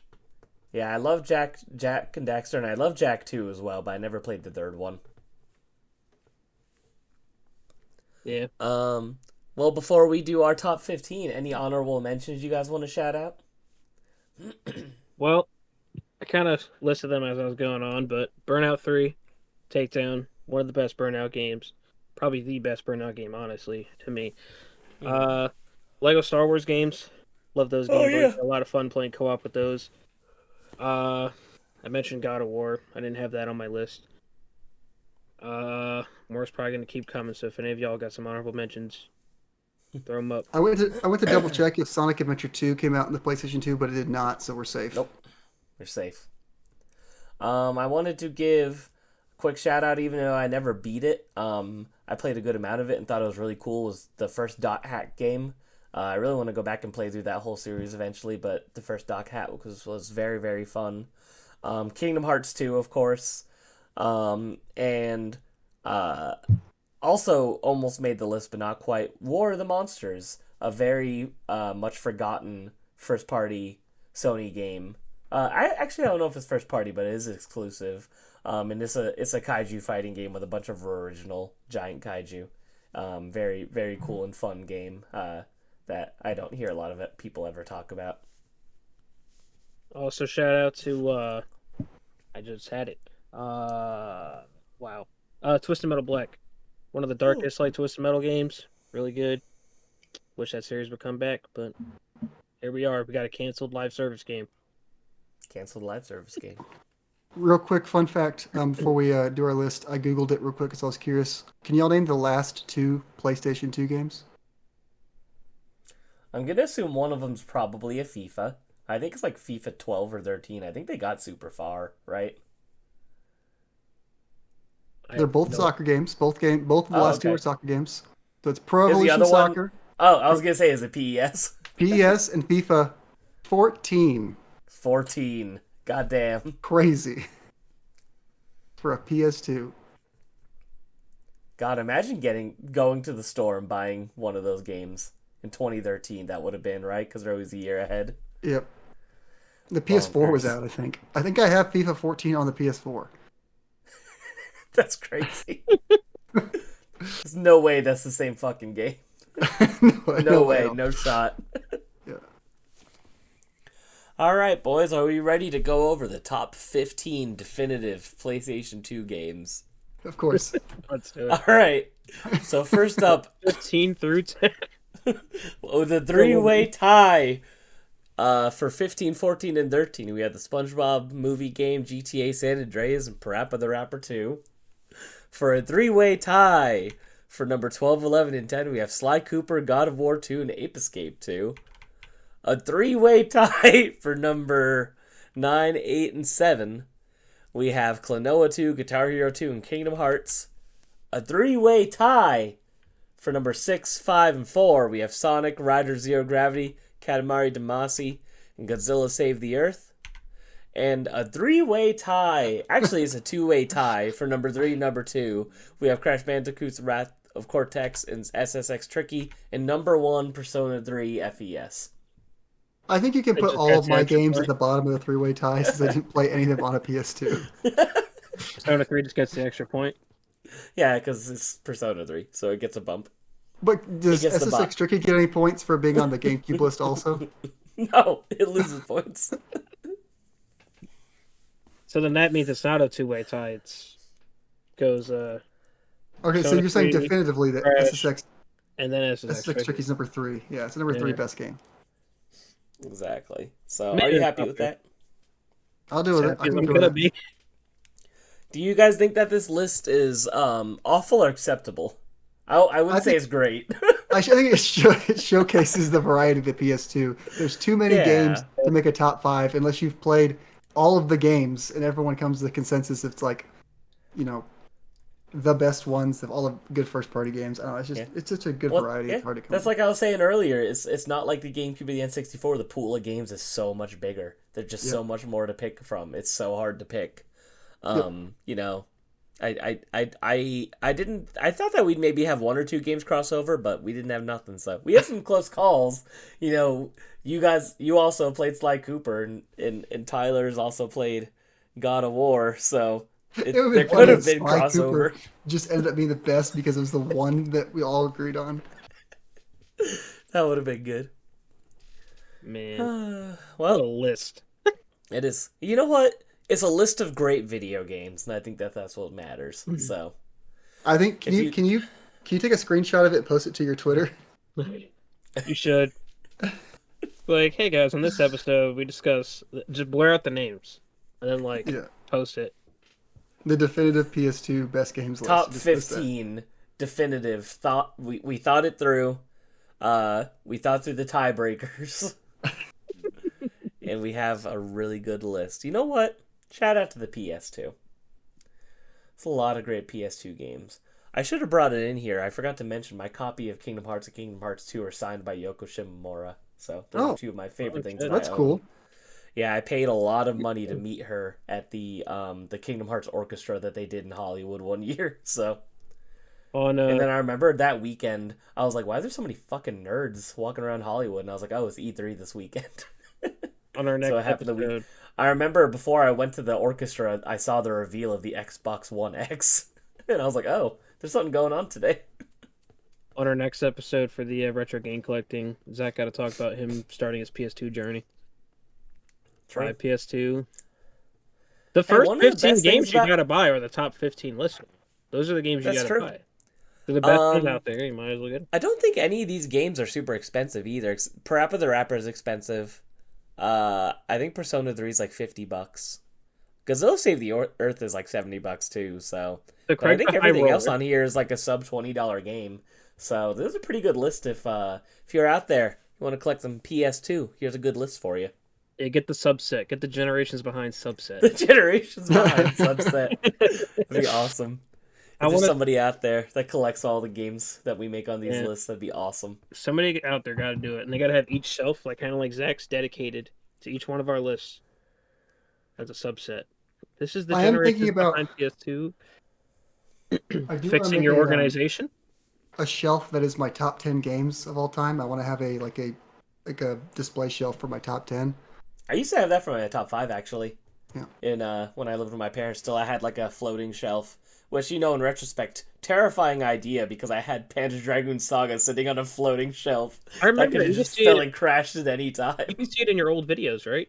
It was like Yeah, it's in the background, Yeah. and it was super nice aesthetically because it was Mother 3, then Gravity Rush, then Persona 4, then Fire Emblem, Path of Radiance, then Panzer Dragoon Saga. So they like increased in size.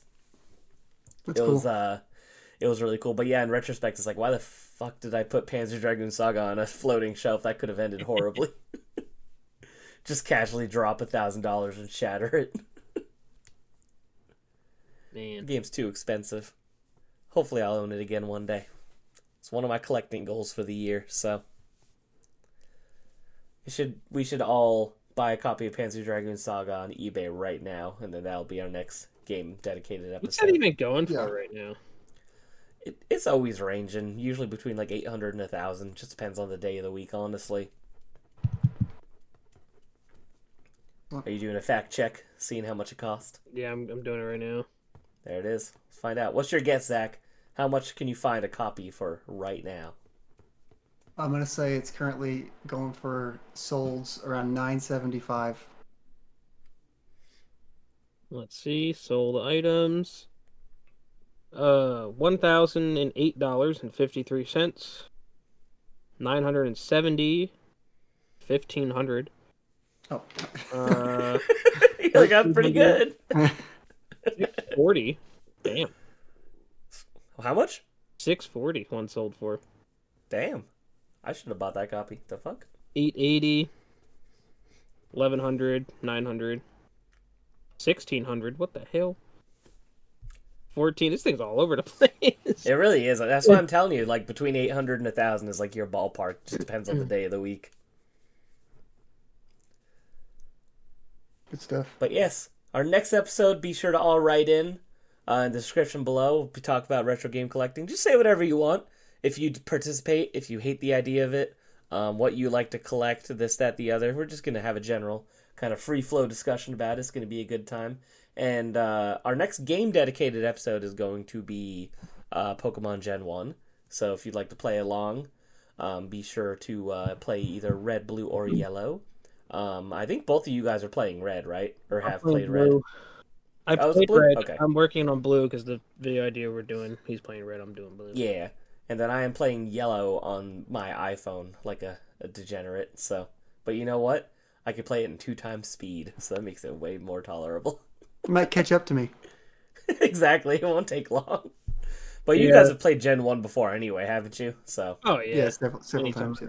yeah, I've never actually finished the playthrough of Gen 1 except for Fire Red and Let's Go Eevee, which I don't think are the same experience. So,